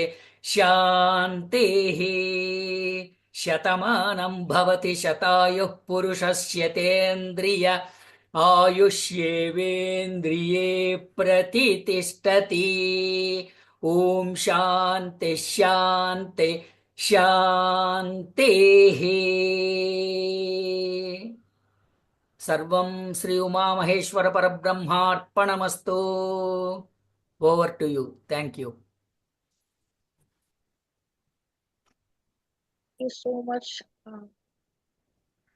Thank you so much. This is so beautiful, and I would like to ask Professor Singh if he wants to say something about it. Well, this is so lovely. I am in awe with not only so much of the slokas, but the way their pronunciation. I cannot do that. I have tried in my life to remember some slokas, but so many and insane, and it's such a nice way of having all the I don't know what they call it, all the spaces Notations. that Yeah. all the spaces that you Swara, and everything. And what I have learned about this, which I think is very impressive, and more research needs to be done in this, is that the way you say it, it has an effect that we have oral glands in our mouth, and that connects with the brain. So there has been some research. So the way you pronounce it, it has the micropressor in your oral cavity, and affects certain areas of your oral cavity where the glands get activated. And so they give you so much more expansion to the knowledge system. So that is more research needs to be done on this, especially because of the value that Sanskrit brings, which is a very refined language. I don't agree people saying it as the first language. I don't agree with that. But because I think Prakrit is first before Sanskrit. But the Sanskrit is the very refined language, and I feel that every student, and there are some people in the world now they are trying to do, especially with yoga, but everybody has to go through that process of activating. Yes. And here with the word Om, we have Kuru Om. Om, they have done research. If you pronounce Om on a certain way, not just any way, and then your inner antibody in autoimmunity goes up. They have just already shown the results for that. So both for your brain and for your body, I think this kind of part, the Sanskrit pronunciation of these slokas, and then sloka have their own meaning. That's of course a much more detail. But whatever I know, really fantastic. Fantastic. Thank you so much. मतलब मान के चला भैया अगर तो एक बार option दे देबा हमने सबका ऑप्शन मिल जाए तो फिर जो ना वो ये तो हम कहे ठीक है. So yeah, that was a reaction from Prakritic language. Prakriti. That's the Audhi. That was, he was talking in Audhi, Dr. Yes. Bodapalli. So you can just say. Okay. So thank you so much. Dr. Machwar was really enjoying it. And Dr. Machwar, would you like to say something? वास्तव में क्या है कि English में तो 26 ही अक्षर है, वर्ण है, हिंदी में 36 है, संस्कृत में 52 वर्ण है, और 52 वर्णों का उच्चारण यदि सही है तो मंत्रों का प्रभाव होता है. हम कह रहे हैं मंत्र क्या होते हैं, हम मंत्र को भूल गए, परंतु सही उच्चारण संस्कृत बताता है और सही उच्चारण से ही मंत्रों का प्रभाव होगा. और हमारे जमाने में हम तो नहीं जानते हैं, परंतु ये स्पष्ट है, ये लिखा हुआ है कि द्रौपदी और दृष्टद्युम्न मंत्रों से, यज्ञों से पैदा हुए हैं. वो अमानुषीय है. यदि मंत्रों का इतना प्रभाव था, संस्कृत हमारी इतनी रिच है कि यदि उनका सही में उच्चारण किया जाए तो प्रभाव होता है. इतना ही मेरा कहना है. मंत्रों से वो द्रुपद और धृष्ट बने, बाकी तो नेचुरली रहा, लेकिन मंत्र उच्चारण से ऐसा सोच सकते हैं कि द्रौपदी के अंदर जो भाव, जिस तरह से वो पैदा हुई और मंत्रोच्चारण के भाव से माता पिता की है. यहाँ पर आयुर्वेद वाले कहते हैं कि जैसे अभी पंडित जी ने बताया ना 16 संस्कार होते हैं, तो गर्भाधान संस्कार है. आजकल के दुनिया में तो एनिमलिस्टिक व्यू है, लेकिन अगर वो देखें तो गर्भाधान ही जो संस्कार है, और उस संस्कार के माता पिता बच्चे पैदा करने के पहले 1 साल पहले से वो व्रत करते हैं, तो उसके बाद कहीं जब संतान होता है तो ये जो आप कह रहे हैं अग्नि की पूजा करना, मंत्रोच्चारण करना, is part of the process the genetics is trying to learn now. Slowly they are trying to learn now. I'm writing some, I just recently wrote a review article. Sir आप क्षमा करें तो मैं कुछ बताऊं आपको. नहीं आप हमारे वेद व्यास जो है, जिन्होंने इतना ज्यादा साहित्य किया है, वेदों को 4 भागों में बांटा है, वे मंत्र पुत्र थे. अब लोगों ने सोच दिया कि वो मत्स्य कन्या से पैदा हुए थे. वास्तव में उस वक्त पराशर मुनि ने समय देखा, और उस घड़ी में जो बच्चा पैदा होगा या गर्भाधान होगा तो वो बहुत ही विद्वान होगा. और आगे चल करके व्यास जी ने वो सिद्ध किया. और व्यास जी को पराशर ने अपने आश्रम में पाला है, क्योंकि वो मत्स्य कन्या बेकार में उसके बाद समाज उसको तरलीफ न दे, इसलिए. तो मंत्रों का तो इतना ज्यादा असर था कि व्यास जी ने आगे जाकर के, हम कहते हैं कौरव होते, 100 कौरव नहीं थे. क्या हुआ था कि कौरव की माता ने, उनको लगा कि पुत्री होने वाली है जो कि कुरुवंश का नाश करेगी, तो उसने अपने पेट में मुक्ति मार दी है. तो फेटस टूट गया. अब वो रोने लगे. बुलाया उनको पुरोहितों, क्योंकि व्यास जी कुरुवंश के पुरोहित थे, उनको बुलाया. उनको बुला करके पूछा कि अब क्या, नहीं आपने गलत कहा. उनका कुछ नहीं. उस वक्त उनका अबॉर्शन किया गया, और अबॉर्शन करके उस फेटस के 100 टुकड़े करके उनमें मिट्टी वालों में रखा गया, और मंत्रों से 100 कौरव पैदा किए हैं व्यास जी ने. तो मंत्र यानी मंत्रों से ये करना, ये उसको कला आती थी, पर कुछ ही लोगों को आती थी, सबको नहीं आती थी। जो पहुंचे हुए ऋषि थे वही कर सकते थे। Thank you. Stem cell technology का उपयोग करना पड़ेगा, मुझे लगता है आजकल के ज़माने में समझाने के लिए इसको। और गायनेकोलॉजिस्ट को सबको मंत्र पहले पढ़ना पड़ेगा, सीखना पड़ेगा, सारे gynaecologist. Okay, very good, thank you. बहुत धन्यवाद। Many thanks doctor Raghava, thank you so much. बहुत धन्यवाद आप सभी को। और अब मैं श्रेया और अदिति को इनवाइट करूंगी, रिक्वेस्ट करूंगी कि आगे प्रोग्राम को लेकर चलें और आगे क्या कुछ होने वाला है बताएं। तो धन्यवाद मैम।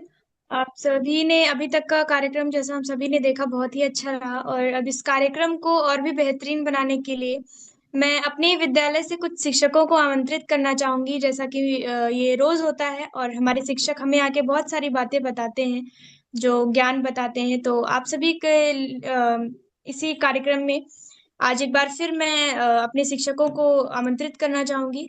सर्वप्रथम मैं हमारी केजी सेक्शन की हमारी जो सविता मैम है, मिसेस सविता मैम, उनको बुलाना चाहूंगी, जो कि जिनके जो शिक्षा देने के नवीन और रोमांचक तरीके हैं, वो हमेशा हमें कुछ ना कुछ नया ही सिखाते हैं।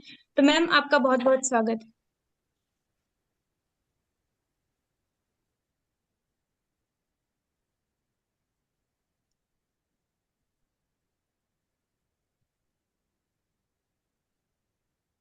अनुजा जी, आप।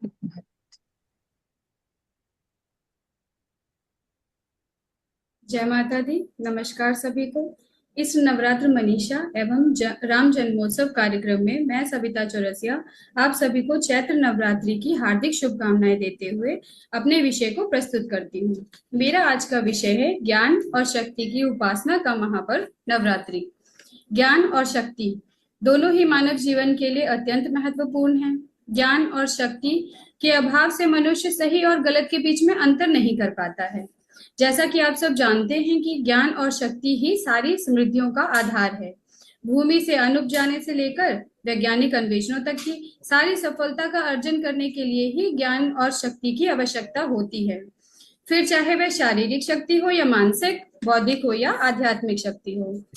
तो पहले हम बात करते हैं शक्ति की। शक्ति का अभाव एक प्रकार की निर्जीविता है। एक निर्बल व्यक्ति जीवन में कोई भी सफलता पा सकना तो दूर, सामान्य जीवन भी शांति एवं संतोष पूर्वक यापन नहीं कर सकता है। शक्ति के अभाव के कारण ही एक निर्बल व्यक्ति भले ही उसे खतरा ना हो, फिर भी वह अपनी स्वयं की न्यूनता के कारण सबसे डरा डरा रहता है। यह शक्ति और ज्ञान का अभाव ही तो है जो व्यक्ति को दुर्बल बनाता है। दैत्य एवं दरिद्रता निर्बलता के निश्चित फल हैं। इस दयनीय स्थिति में कोई व्यक्ति सुख शांति पूर्वक रह सकता है, ऐसा माना ही नहीं जा सकता। परिश्रम एवं पुरुषार्थ के आधार पर मिलने वाले मीठे फलों का अधिकारी इस समय वही होता है जो शक्तिमान है। अब बात करते हैं ज्ञान की। जिस प्रकार शक्ति सारी समृद्धियों का आधार है, उसी प्रकार शक्ति का मूल स्रोत ज्ञान है। ज्ञान के अभाव में शक्ति एवं अशक्तता में कोई अंतर नहीं रह जाता। जो अशक्त है और शक्ति चाहता है, उसे शक्ति की प्राप्ति केवल चाह के आधार पर तो नहीं हो सकती है। उसके लिए व्यक्ति को प्रयत्न करना होगा। प्रयत्न के लिए उसकी दिशा, उसका प्रकार और शक्ति का स्वरूप जानना बहुत आवश्यक होता है। अंत में मैं यही कहना चाहूंगी कि हमेशा ज्ञान अर्जित करते रहना चाहिए और शक्ति का सही उपयोग करने के लिए हमेशा प्रयत्न करते रहना चाहिए। ज्ञान शक्ति का सारथी ही नहीं, स्वयं ही शक्ति है, किंतु सच्चा ज्ञान और वास्तविक शक्ति वही है जो मानव कल्याण की ओर अग्रसर हो। धन्यवाद। तो एक बार फिर से आप सभी को चैत्र नवरात्रि एवं रामनवमी की शुभकामनाएं। जय माता दी, जय श्री राम।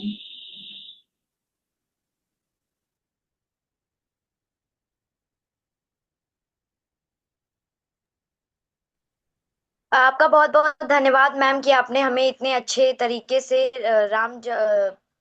नवरात्रि के महत्व को बताया, समझाया, जैसे कि ज्ञान और शक्ति जो दो चीजें हैं वो किस तरह से हमारे जीवन में महत्वपूर्ण है ये समझाया। और आपने सच ही कहा कि ज्ञान और शक्ति के अभाव से एक मानव कभी भी सफल नहीं हो सकता है और एक शक्तिमान नहीं बन सकता। तो आपका बहुत बहुत धन्यवाद। और अब मैं कार्यक्रम को आगे बढ़ाते हुए हमारे ही विद्यालय से heart of the quorum and soul also of the quorum को आमंत्रित करना चाहूंगी, जो कि हमारे फिजिक्स के टीचर हैं, हमारे उमापति सर। हमारे उमापति सर 24/7 हमारे लिए उपस्थित रहते हैं और हमारी पढ़ाई में हमारी पढ़ाई में और अन्य चीजों में हमारा बहुत साथ देते हैं। एक तरह से सर हमारे शक्तिमान हैं। तो आपका बहुत बहुत आभार है सर कि आप हमारे लिए इतना सब कुछ करते हैं। You are welcome sir, you are heartly invited. सर्वप्रथम आप सभी को नवरात्र मनीषा एवं राम जन्मोत्सव की हार्दिक शुभकामनाएं। जैसा कि आज मेरा टॉपिक है नवरात्र, धार्मिक आस्था या सामाजिक उत्सव। अब जैसे कि हम कुछ दिन से देख रहे हैं, पिछले 4 दिनों से ऐसा देख रहे हैं कि आसपास का जो माहौल है वो बड़ा भक्तिमय बना हुआ है और इस भक्तिमय होने का कारण है नवरात्र। यह त्योहार देवी दुर्गा को समर्पित है और इस दौरान जो है देवी दुर्गा के 9 रूपों का 9 दिन तक पूजन होता है और जो अंतिम दिन होता है नवमी का, उस दिन राम जी का जन्मदिन होता है और इसलिए इसे जो है राम नवरात्रि के नाम से भी पुकारा जाता है या जाना जाता है। और अगर हम बात करें कि इस नवरात्रि के मनाने के सीजन को, तो कई क्षेत्र ऐसे हैं जहां पर ये बसंत की फसल कटने के बाद मनाया जाता है और कई क्षेत्र ऐसे हैं जहां पर इसे फसल के दौरान ही मनाते हैं और इसके नाम भी अलग अलग क्षेत्रों में अलग अलग हैं। जैसे कि अभी चैत नवरात्र को जो कश्मीरी पंडित हैं वह नवरेह नाम से, और जो महाराष्ट्र की अगर हम बात करें तो महाराष्ट्र में इसे जो है गुड़ी पड़वा नाम से, और उसके बाद जो है अगर हम बात करें यहाँ पर आंध्र प्रदेश, तेलंगाना और कर्नाटक की, तो यहाँ पर उगादी नाम से इसे जो है जाना जाता है। यहाँ पर उगादी नाम से नवरात्रि की अगर हम बात करें तो भारत में सबसे जीवंत त्योहारों में एक सबसे अलग त्योहार है और इसमें अगर धार्मिक आस्था की बात करें तो इस दौरान कुछ लोग जो है उपवास रखते हैं, कठोर उपवास रखते हैं, मतलब 9 दिनों तक वह जो है उपवास रखते हैं और 9 दिन तक उपवास रखने के बाद वह कन्या पूजन करते हैं। कन्या पूजन में वह ऐसा मानते हैं कि जो है जो कन्याएं हैं वह देवी का रूप होती हैं और फिर उसके बाद जो है वह भोजन की व्यवस्था और जो है अलग अलग आस्था रखकर वह उसमें अपना त्योहार सेलिब्रेट करते हैं। लेकिन अगर हम सामाजिक जो है उत्सव के रूप में देखें तो इस त्योहार को जो है कई जगह पर ऐसे अलग अलग रूप में मनाया जाता है। जैसे उत्तर भारत में अगर हम बात करें तो इस दौरान जो है रामलीला का आयोजन होता है और जैसे अब हम अयोध्या की बात करें तो अब अयोध्या में जो है इस दौरान जो है रामलीला का आयोजन किया जा रहा है और रामनवमी को जो है वहाँ एक अच्छी तरीके से उत्सव का जो है आयोजन किया गया है। और भी ऐसे कुछ क्षेत्र हैं जहां पर जैसे हम गुजरात की बात करें और भी ऐसे कुछ क्षेत्रों में जहां पर जो है इसे लोक नृत्य या लोकगीत के माध्यम से मनाया जाता है। जैसे अब इसमें कई सारे आपके जो है नृत्य देखने को मिलेंगे, गरबा हो गया, डांडिया हो गया, इसमें सबसे ज्यादा फेमस है। तो त्योहार को अगर हम देखें तो ये जो नवरात्रि का त्योहार है धार्मिक आस्था तो लोगों में बनाता ही है, लेकिन धार्मिक आस्था के साथ साथ ये सामाजिक एकता का भी प्रतीक है। और इस त्योहार से अगर हम सीखने की बात करें तो हमारे स्टूडेंट को ये सीखना जो है, हमारे स्टूडेंट इस त्योहार से सीख सकते हैं कि जो है अगर हम किसी भी कार्य को करने के लिए जा रहे हैं तो उस कार्य को हम कोई जरूरी नहीं कि केवल उसका एक ही तरीका है, उसके कई सारे तरीके हो सकते हैं। जैसे अब नवरात्र को मनाने के दो तरीके हैं, एक धार्मिक आस्था से, कुछ लोग धार्मिक आस्था रखते हैं, कुछ लोग उसे सामाजिक उत्सव के रूप में मनाते हैं। तो वैसे हम लोग भी अगर जो है अपने उद्देश्य को पाने के लिए हम अलग अलग तरीके का जो है सिस्टम, अलग अलग तरीके का माध्यम अपना सकते हैं। और अगर हम जो है, जैसे अगर बात रही कि पढ़ाई कर रहे हैं, तो पढ़ाई के दौरान जब तक हमारी उसमें आस्था नहीं होगी तब तक हम पढ़ाई को कर भी नहीं पाएंगे।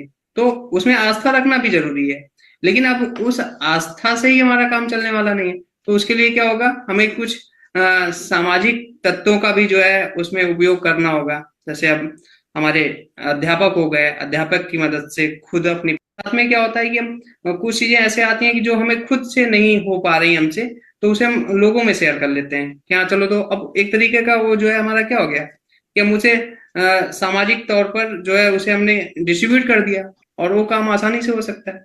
तो इस तरीके से हम जो है नवरात्र के माध्यम से ये जो है सीख ले सकते हैं कि अगर हम किसी भी चीज को करना चाह रहे हैं तो उसके कई सारे पहलू हो सकते हैं। धन्यवाद। जय माता दी। आपका बहुत बहुत धन्यवाद सर। आपने हम सभी को बहुत ही अच्छे तरीके से बताया कि नवरात्रि मनाने के केवल एक ही तरीके नहीं है, और नवरात्रि के बहुत सारे नवरात्रि के उपलक्ष्य में हम बहुत सारी चीजें करते हैं। कुछ कोई व्रत करता है, तो कोई कन्या पूजन, कहीं दुर्गा पूजा होती है, तो कहीं डांडिया। तो आपका बहुत बहुत धन्यवाद। और आपने बिल्कुल सही कहा कि नवरात्रि हमारे लिए एक विशेष महत्व रखती है। आपका बहुत बहुत धन्यवाद। आपने हमें बहुत सारी चीजें बताई और आशा है हम इन सभी को अपने जीवन में अपनाएंगे। अब कार्यक्रम को आगे बढ़ाते हुए मैं हमारे विद्यालय से कॉमर्स की टीचर मिस रिचा मैम को बुलाना चाहूंगी, जो कि कॉमर्स की बहुत ही अच्छी टीचर होने के साथ साथ हम बहुत ही सपोर्टिव भी हैं और हमें हमेशा बहुत ही सपोर्ट करती हैं, मोटिवेट करती हैं। तो मैम, आपका बहुत बहुत स्वागत है।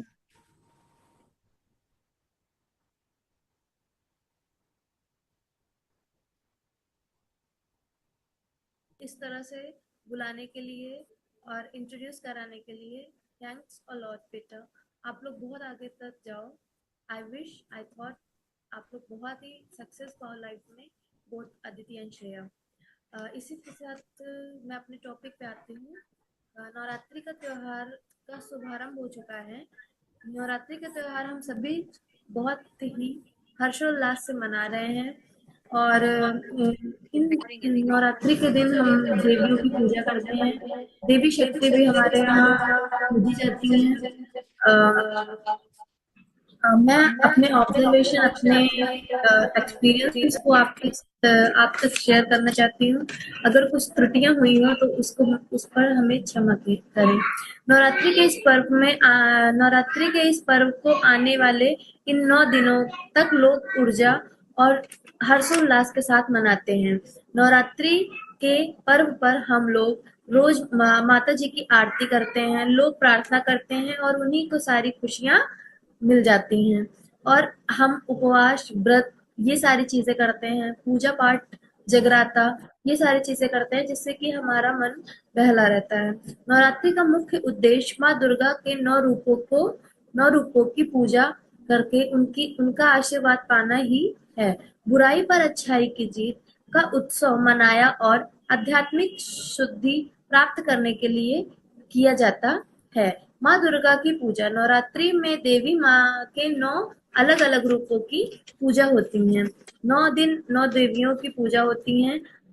आध्यात्मिक शुद्धि नवरात्रि के दौरान जो भी हम व्रत, उपवास, ये सारी चीजें करते हैं, उससे हमारा पूरा आध्यात्मिक शुद्धिकरण हो जाता है।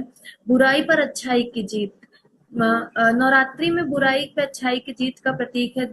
जैसे कि दुर्गा माँ ने महिषासुर को मारकर उसके आतंक से सबको बचाया था, उसी तरह से यह बुराई पे अच्छाई की जीत का भी प्रतीक है। और हम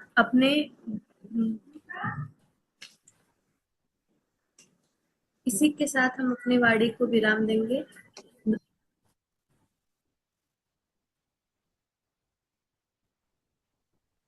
आपका बहुत बहुत धन्यवाद मैम कि आपने हमें इतने अच्छे से नवरात्रि के मुख्य उद्देश्य के बारे में बताया।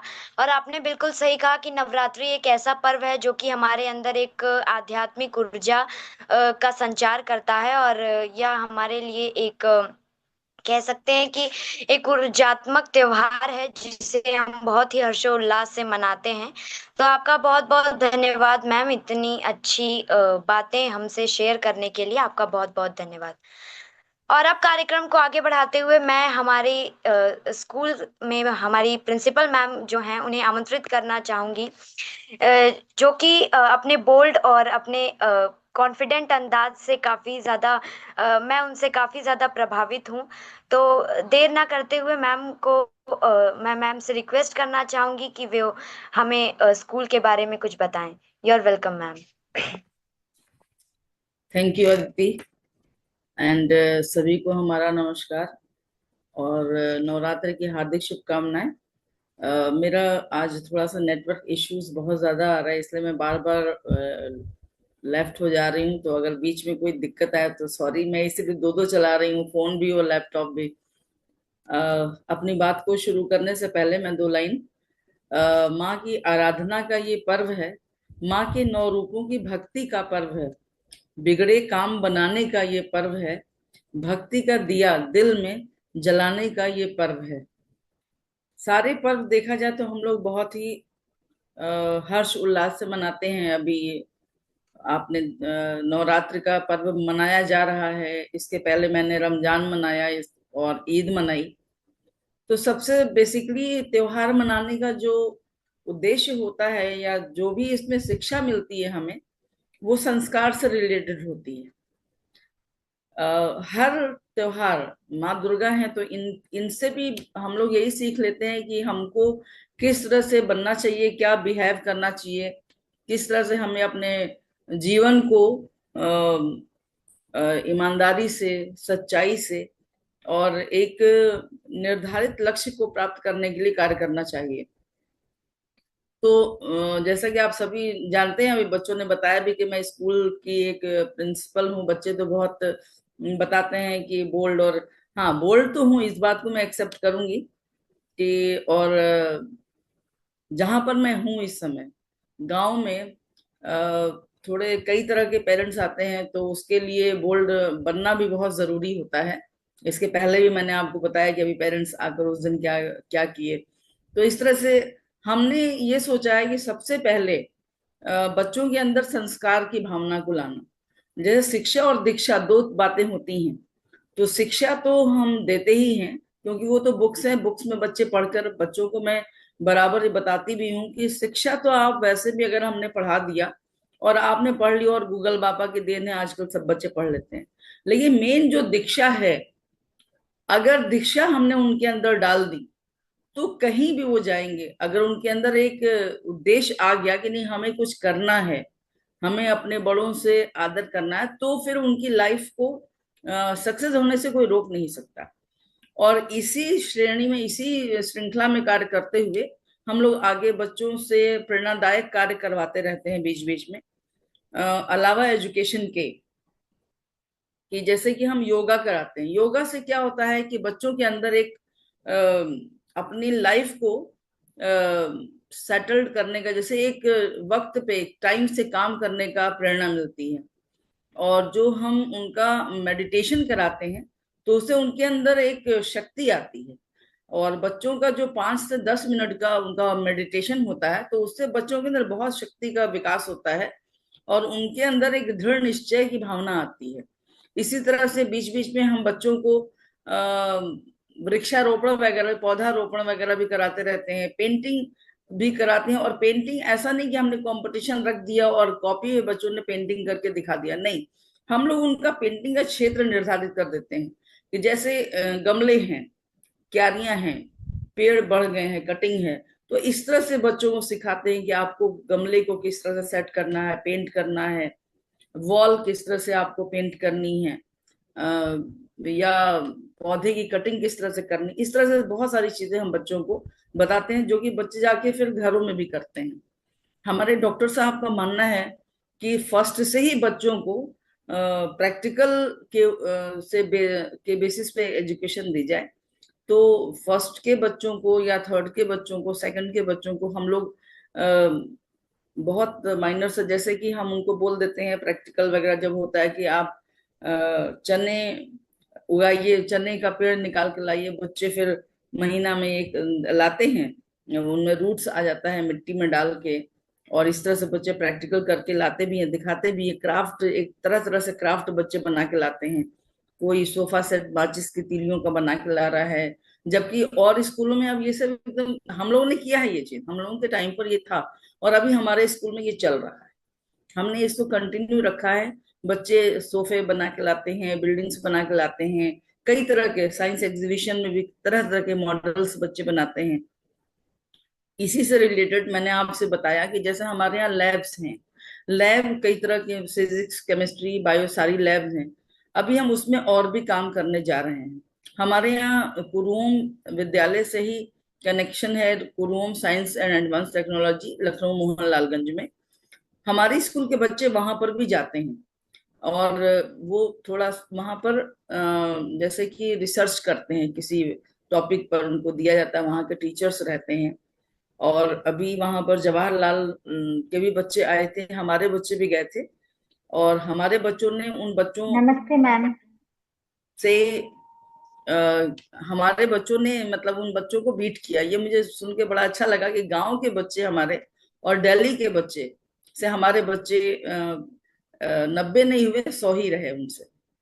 तो ये सारी बातें हमने किया, और उसी से रिलेटेड बायोटेक्नोलॉजी और नैनो पार्टिकल्स के बेस पे ही हम अपने यहाँ भी, जब वहाँ साइंस लैब में, ये सब सेंटर में जब ये सारे काम शुरू हो जाएंगे, तो हम अपने यहाँ लैब में भी फिर वहां से बच्चों को लाने का एक ये प्रावधान हमारा चल रहा है। इसके साथ ही साथ टाइम टाइम से हम बच्चों की काउंसलिंग भी करते रहते हैं कि उन्हें आगे क्या करना है, क्या करना चाहिए। और हमारे यहाँ के बच्चों को हम स्कूल से, जो आसपास के प्राथमिक विद्यालय होते हैं, वहां पर भी बच्चों को भेजते हैं। वहां बच्चे जाते हैं, प्राथमिक विद्यालय के बच्चों को कुछ उनसे सवाल करते हैं, कुछ उनको बताते हैं, और कुछ ऐसे गिफ्ट वगैरह भी छोटे मोटे बच्चों को, जो प्राइमरी के बच्चे हैं, गांव के बच्चे रहते हैं, उनको दिया जाता है। और इसी तरह से हम अपने विद्यालय को संस्कार बेसिस पे हम एजुकेशन उनको दे रहे हैं, और शिक्षा के साथ साथ और दीक्षा दोनों देने की कोशिश की जा रही है, अपने टीचर्स के साथ, अपने पेरेंट्स के साथ कोलैबोरेशन से। और आगे भी हम अपनी बात को कंटिन्यू रखेंगे। आज के लिए बस इतना ही। सभी को हमारी तरफ से एक बार पुनः हार्दिक शुभकामनाएं। नमस्कार। मैम, आपका बहुत बहुत धन्यवाद। आपने विद्यालय के बारे में हम लोग को बहुत कुछ बताया, हमारे यहाँ की extra curricular activities, science exhibition और बहुत सारी चीजें, हमारे कॉम्पिटिशन्स, जो कि हम खुद भी रियल में अनुभव कर रहे हैं। और इसके लिए हम अपने आप को बहुत सौभाग्यशाली महसूस करते हैं कि गांव से होकर हमने ये सब कुछ मतलब ऑब्जर्व करने का हमें मौका मिला है। और मैम, आप हमेशा से ही हमें संस्कार पे ज्यादा ध्यान देती हैं और शिक्षा पे ही उतना ही। आपके संस्कारों का ही ये परिणाम है कि हम यहाँ पर आकर अपनी प्रस्तुति कर रहे हैं। तो मैम, आपका बहुत बहुत धन्यवाद। और अब मैं कार्यक्रम को आगे बढ़ाते हुए हमारी सबसे चार्मिंग और इंस्पायरिंग अनुजा मैम को इनवाइट करना चाहूंगी कि वे आएं और आज के स्पेशल गेस्ट को इनवाइट करें। मैम, आपका बहुत बहुत स्वागत है। थैंक यू सो मच बेटा। और बहुत धन्यवाद आप सभी का। और जैसे मिसेस अफजल स्कूल के विषय में जब विद्यालय के बारे में बता रही थी, तो मुझे 8 साल हो गए हैं जुड़े हुए मिसेस अफजल के विद्यालय के साथ और संस्थान के साथ, इंस्टीट्यूट ऑफ एडवांस साइंसेस। और विद्यालय जब कभी जाती हूँ, गांव जब कभी जाती हूँ, मुझे शुरू से हमेशा वो विद्यालय अपना लगा है, घर की तरह लगा है। और मिसेस अफजल और सारे शिक्षकों ने भी मुझे बहुत ही प्रेम स्नेह दिया। स्कूल के जो बच्चे हैं, अलग अलग सेशंस के होते हैं, मैं जाती हूँ तो नए सेशंस के बच्चे बदल जाते हैं, लेकिन वो लोग इस तरह से मिलते हैं जैसे लगता है पहले से जानते हूँ। तो मुझे आत्मा का जो जुड़ाव है वह विद्यालय के साथ में महसूस होता है। और जो कुरुम विद्यालय है वो मेरी आत्मा में बसा हुआ है, मैं सिर्फ प्रोफेशनली उसके साथ नहीं जुड़ी हूँ। तो बहुत धन्यवाद आप सभी का बच्चों। और मिसेस अफजल, आपका भी बहुत शुक्रिया एक ऐसे विद्यालय को चलाने के लिए और उसका पथ प्रदर्शन करने के लिए आपको बहुत धन्यवाद। और आगे भी हम आपसे विद्यालय के विषय में बहुत कुछ सुनना चाहेंगे, और उम्मीद है कि कल राजेश सिंह जी जो हैं, श्री राजेश सिंह जी विद्यालय के विषय में कुछ बताएंगे। श्री राजेश सिंह जी कुरुमा विद्यालय के प्रेसिडेंट के पद को सुशोभित करते हैं, और हम चाहेंगे कि वह भी कुछ शब्दों में स्कूल के विषय में, विद्यालय के विषय में, अपने अनुभवों के विषय में हमसे जरूर बात करें, अपने विचारों को साझा करें। तो हमें प्रतीक्षा रहेगी। और आज हम जैसे बता रही हैं श्रेया और अदिति की, आज हमारे साथ विशेष मेहमान के तौर पर हमने आमंत्रित किया है सुश्री प्रिया पांडे जी को। बहुत बहुत स्वागत है प्रिया आपका हमारे कार्यक्रम में। आप अपना अनम्यूट कर लेंगी प्रिया जी। प्रिया पांडे आज हमारे कार्यक्रम में श्री राम जी और दुर्गा जी को लेकर कुछ भजन प्रस्तुत करने वाली हैं। संक्षिप्त में मैं परिचय देना चाहूंगी। प्रिया पांडे जो हैं, आप विशारद हैं, क्लासिकल वोकल म्यूजिक में आपने विशारद की उपाधि प्राप्त की है। इसके साथ ही साथ आप master of performing arts Awadh university से हैं, और क्लासिकल के साथ साथ अलग तरह की जो दूसरी तरह की म्यूजिक की विधाएं हैं उसमें भी आप लगातार गायन करती हैं। तो बहुत स्वागत है प्रिया आपका हमारे कार्यक्रम में। Thank you ma'am. मेरा नाम प्रिया पांडे है मैम। आवाज जा रही है मैम? जी जी जी प्रिया। Yes ma'am. नमस्ते मैम, सभी को नमस्ते। मैं भजन सुनाना चाहती हूँ मैम। अवधि है तो सुनाए मैम? जी जी।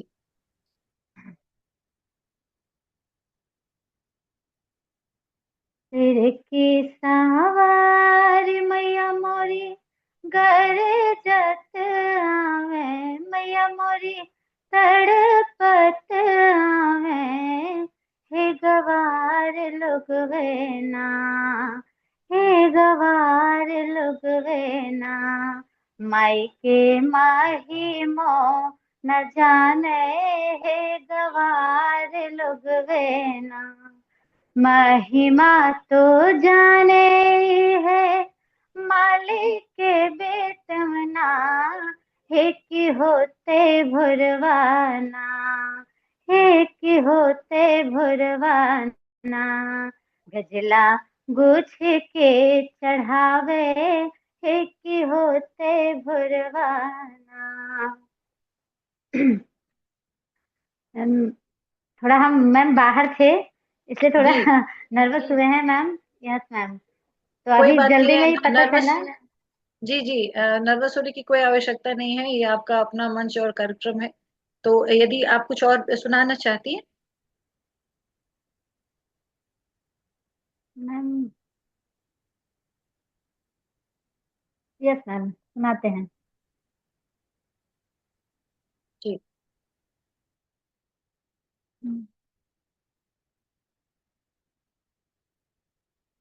मैम भक्ति मतलब चलेगा, भक्ति ही?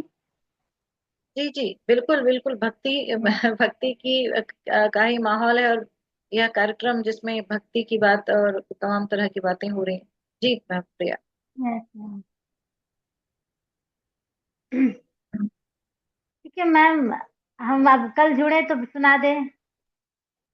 जी जी प्रिया, कोई दिक्कत नहीं है। जी। बहुत धन्यवाद आपका हमारे साथ में आप जुड़ी हम और अपने। मैम अभी दर्शन ही करके आ रहे हैं अयोध्या से ही, तो फिर जी हम जी। रास्ते में थे तो रुक के मतलब यहीं पे रुक गए हैं। कोई कोई वो कॉल कीर्तन का आया कीर्तन तो आपको नहीं याद है? कोई कीर्तन याद है आपको? याद कीर्तन, कल कोई सुनाना चाहते कीर्तन, हैं। कोई भजन, कोई गीत? भजन तो है मैम, सुनाते हैं।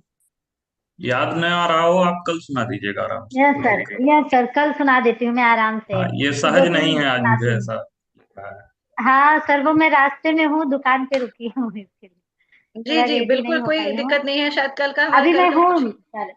जी जी जी यस। ठीक है, जैसा भी हमारा ये रहेगा इस तरह का, क्योंकि कल के कार्यक्रम में कुछ और मेहमान जो भी होंगे, जैसा भी होगा हम आपको जरूर सूचित करेंगे। हमारे साथ आज आप जुड़ी, इसके लिए बहुत धन्यवाद प्रिया, आपका बहुत धन्यवाद। थैंक यू, धन्यवाद मैम। जी जी। आलोक, आप बोल रहे थे कि कल जोड़ने के लिए, तो आज आप हैं, तो आप बताइए कि आपने प्रोग्राम में आप जुड़े हुए थे, कुछ कहना चाहेंगे? क्योंकि मैं फिर मुझे भी कंक्लूडिंग कुछ थॉट्स बताने होते हैं। तो आप आज के कार्यक्रम के विषय में क्या कहना चाहेंगे? कुछ कथा यदि आपने सुनी हो, और अभी वैदिक मंत्रोच्चारण भी हुआ था इसके विषय में। जी, प्रणाम आप सभी को। कथाएं हरि अनंत, हरि कथा अनंता। ईश्वर के विषय में तो यही कहा गया, और तुलसीदास जी ने ही कहा, ईश्वर अनंत हैं, और बहुत सटीक बात उन्होंने की थी। इसीलिए भिन्नताएं हमें प्राप्त होती हैं, कथाओं में भिन्नता प्राप्त होती है। आपका प्रश्न था आचार्य जी से कि कभी शंकर भगवान आ रहे हैं, कभी और देवतागण आ रहे हैं, कभी भगवान खुद अपने परिवार में माताओं के सामने प्रकट हो रहे हैं, अपना विराट स्वरूप दिखा रहे हैं। अलग अलग मनवंतरों की जब कथाएं मनवंतरों के हिसाब से देखते हैं, तो हम लोग संकल्प करते हैं अष्टाविंशतमे कलयुग, 28वां कलयुग। और मनवंतरों की कथा में वो एक चक्रीय प्रक्रम है कि 28 सतयुग, 28 त्रेता, 28 द्वापर। एक कथा ऐसी भी आती है कि जब वैकुंठ में जा रहे हैं तो वहां 27, 28 राम, 28 कृष्ण आ चुके हैं।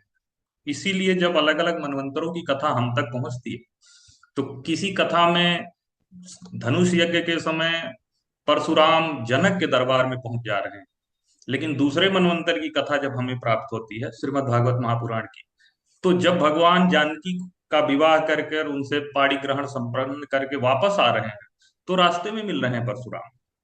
तो अलग अलग कालखंडों में जब भगवान की कथाएं आई, और हुआ क्यों? तो हुआ भक्तों को रस प्रदान करने के लिए, उनका आह्लाद बढ़ाने के लिए भगवान ने ऐसी लीलाएं की। ऐसा वैष्णव वेदांती मानते हैं। एक और प्रश्न आया था जो वैभव जी ने पूछा था इसमें, और मैं जुड़ा हुआ था उस समय। उनका प्रश्न था कि निगम, मतलब वेदों को निगम कहा गया है अपनी शास्त्रीय परंपरा में। निगम हुए या जितने भी गूढ़ ग्रंथ हैं, उनसे भी परमात्मा का पार नहीं पाया जा सकता, राम का पार नहीं पाया जा सकता, लेकिन वो हिरण के पीछे भाग रहे हैं। हे खग हे मृग मधुकर श्रेणी, तुम देखे श्रीता मृग नैनी, तुलसीदास जी ही लिख रहे हैं। लेकिन जब गोस्वामी तुलसीदास जी ने रामायण या रामचरितमानस की रचना की, तो उनका ध्येय था, क्योंकि वो शुरू में कह रहे हैं कि जो परमात्मा है, जो राम है, वो ब्रह्म है, स्वयं ब्रह्म है। और उस स्वयं ब्रह्म की बात वो शुरू में कर रहे हैं। एक शंकर जी से पूरी परंपरा आगे बढ़ रही है, और शंकर जी माँ पार्वती को कथा सुना रही हैं, लेकिन वो ब्रह्म स्वरूप में। कहीं अगर उनकी कथा में किसी को भ्रम हो रहा है, तो शंकर जी जैसे माता सती को भ्रम हुआ कि ये कौन सा ब्रह्म है जो रो रहा है अपनी पत्नी के लिए, और वो उनका परीक्षा लेने चली गई। लेकिन तुलसीदास जी ने संपूर्ण रामचरितमानस में जहां कहीं भी राम के चरित्र में कहीं भी भगवत्ता धीमी दिखाई पड़ने लगती, जैसे रो रहे हैं तो ब्रह्म रोएगा नहीं, इसीलिए तुलसीदास जी ने लिख दिया कि निगम भी जिनके बारे में जान नहीं सकते, वो जो परमात्मा राम है वही भगवान राम हैं। तो भगवत्ता प्रकट करना ये आवश्यक था, उनका ध्येय था। और वैष्णवों के मन में जो भक्त का स्वरूप होता है, उस दृष्टि से रामचरितमानस लिखी गई। तो जहां भी देखेंगे, जहां भगवान को ऐसा लगता है कि किसी प्रकार का दोषारोपण किया जा सकता है, तुलसीदास जी आते हैं और उनको ब्रह्म बताकर, ब्रह्म के सदिश बताकर उनको स्थापित करते हैं। वाल्मीकि रामायण में भगवान श्री राम को एक मनुष्य के रूप में आगे बढ़ाया गया। तो इसलिए जो उन्होंने कहा कि उनका जो प्रश्न था कि भाग रहे हैं हिरण के पीछे, और सोने का हिरण जान के अपनी पत्नी के कहने पे, लेकिन उनको कहा जा रहा है कि निगम भी उनका पार नहीं पा सकते। तो इसलिए, और ये लेखक का वैविध्य है कि चूंकि भगवत्ता में कमी न आ जाए भगवान राम की, ये दृष्टि गोस्वामी तुलसीदास की रही है। और ये अलग अलग रामायणों के संदर्भों के अनुरूप और परमात्मा के अलग अलग कल्प में लीलाओं के अनुरूप संदर्भ थोड़ा सा बदलता रहता है। तो ये मेरा उस पर थोड़ी सी मेरी छोटी सी प्रतिक्रिया रही मेरे हिसाब से। जी जी आलोक, आपने जिस तरह से क्योंकि मुझे भी कई बार ये लगता था, मैंने सुना भी, कई जगह पढ़ा कि श्री राम को या माता सीता को ये मालूम था कि इस तरह का घटित होगा, ऐसा होगा। इसीलिए कहा, कई जगह पे ये कहा गया कि जो रावण है वह सीता माता को नहीं लेकर गया था हर के, बल्कि उनकी छाया को लेकर वो गया, क्योंकि वो सती थी, मतलब उनको कोई स्पर्श कर सके, उनको कोई हरण उनका कर सके, ऐसा नहीं हो सकता।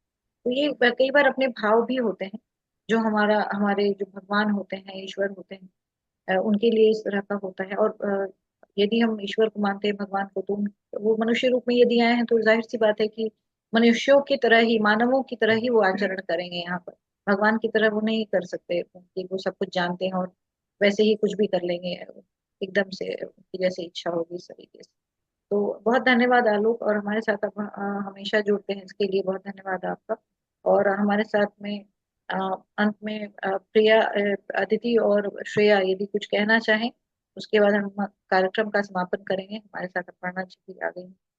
जी, अदिति, आप भी आ जाएं, और अब हम कार्यक्रम के समापन की ओर हैं। जी मैम, आपका बहुत बहुत धन्यवाद।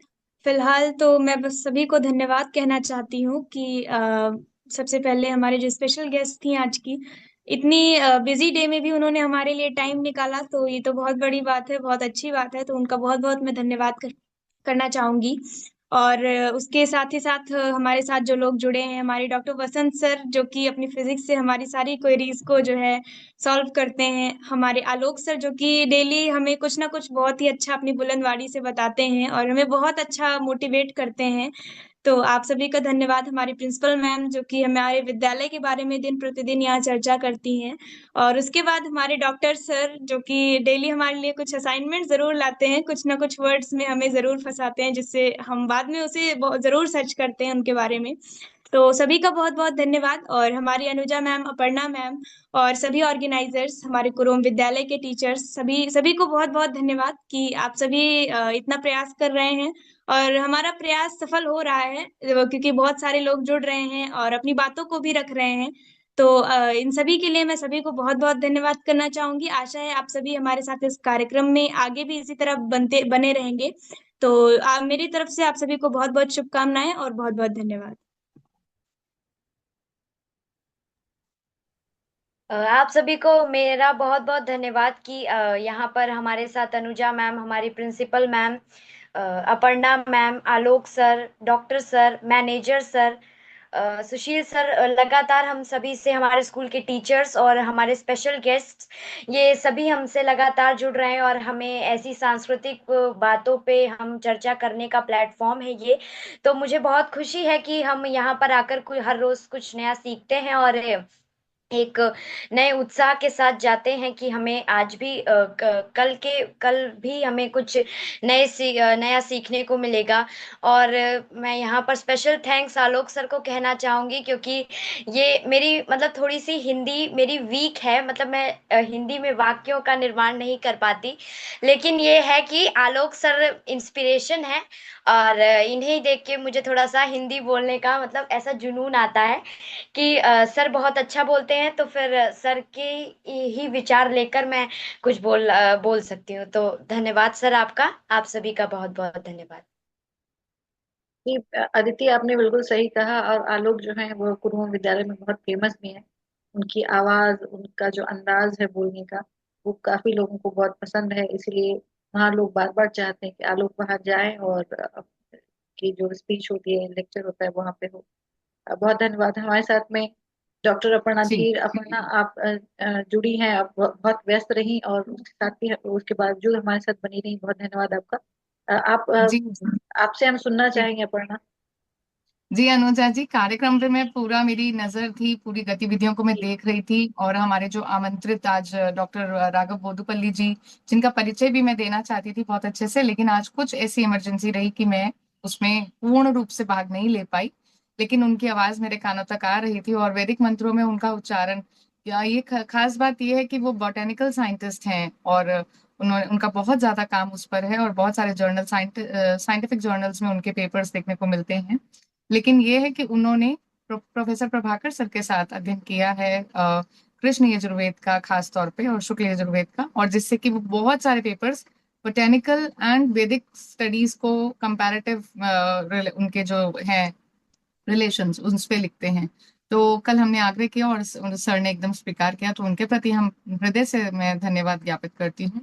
साथ ही हमारे जो आज की एकदम यंग अभी जो लर्नर हैं, सिंगर हैं, उन्होंने भी हमारे मंच को चुना और अपनी हमें बहुत सुंदर भजन सुनाया, उसके लिए भी मैं धन्यवाद देती हूँ। और आप सभी ने आज इस कार्यक्रम को, खासतौर पर अनुजा जी की सहभागिता से ये कार्यक्रम आज बहुत सुचारू रूप से चला, जैसे हमेशा चलता है उससे भी ज्यादा, क्योंकि अकेले एंकरिंग करना और साथ मिलकर करने में बहुत फर्क हो जाता है। रिस्पॉन्सिबिलिटी डबल से एकदम से सिंगल हो जाती है। तो आपका भी बहुत बहुत धन्यवाद। और कल हम पुनः 5 बजे शाम मिलेंगे भारतीय समय से एक नए कुछ स्पीकर्स के साथ, हमारे जो टीचर्स हैं जो कि यहाँ निरंतर जुड़े रहते हैं, और साथ ही और नए हमारे जो आमंत्रित गेस्ट भी रहेंगे। कल के कार्यक्रम में भी कुछ भजन होंगे और उम्मीद है शायद दूसरी भाषा के जो कि रीजनल लैंग्वेजेस को हम यहाँ थोड़ा प्रमोट करते हैं, जैसे कि हमने अवधी और भोजपुरी को भी पिछले दिनों किया। तो देखते हैं कल के कार्यक्रम में क्या रहेगा। आप सबसे एक मंगल कामना के साथ आज हम विदा लेंगे। ओम सर्वे भवन्तु सुखिनः, सर्वे सन्तु निरामय, सर्वे भद्राणि पश्यन्तु, माँ कश्चित् दुःख भाग् भवेत्। ओम शांति शांति शांति। ओम। धन्यवाद। नमस्कार।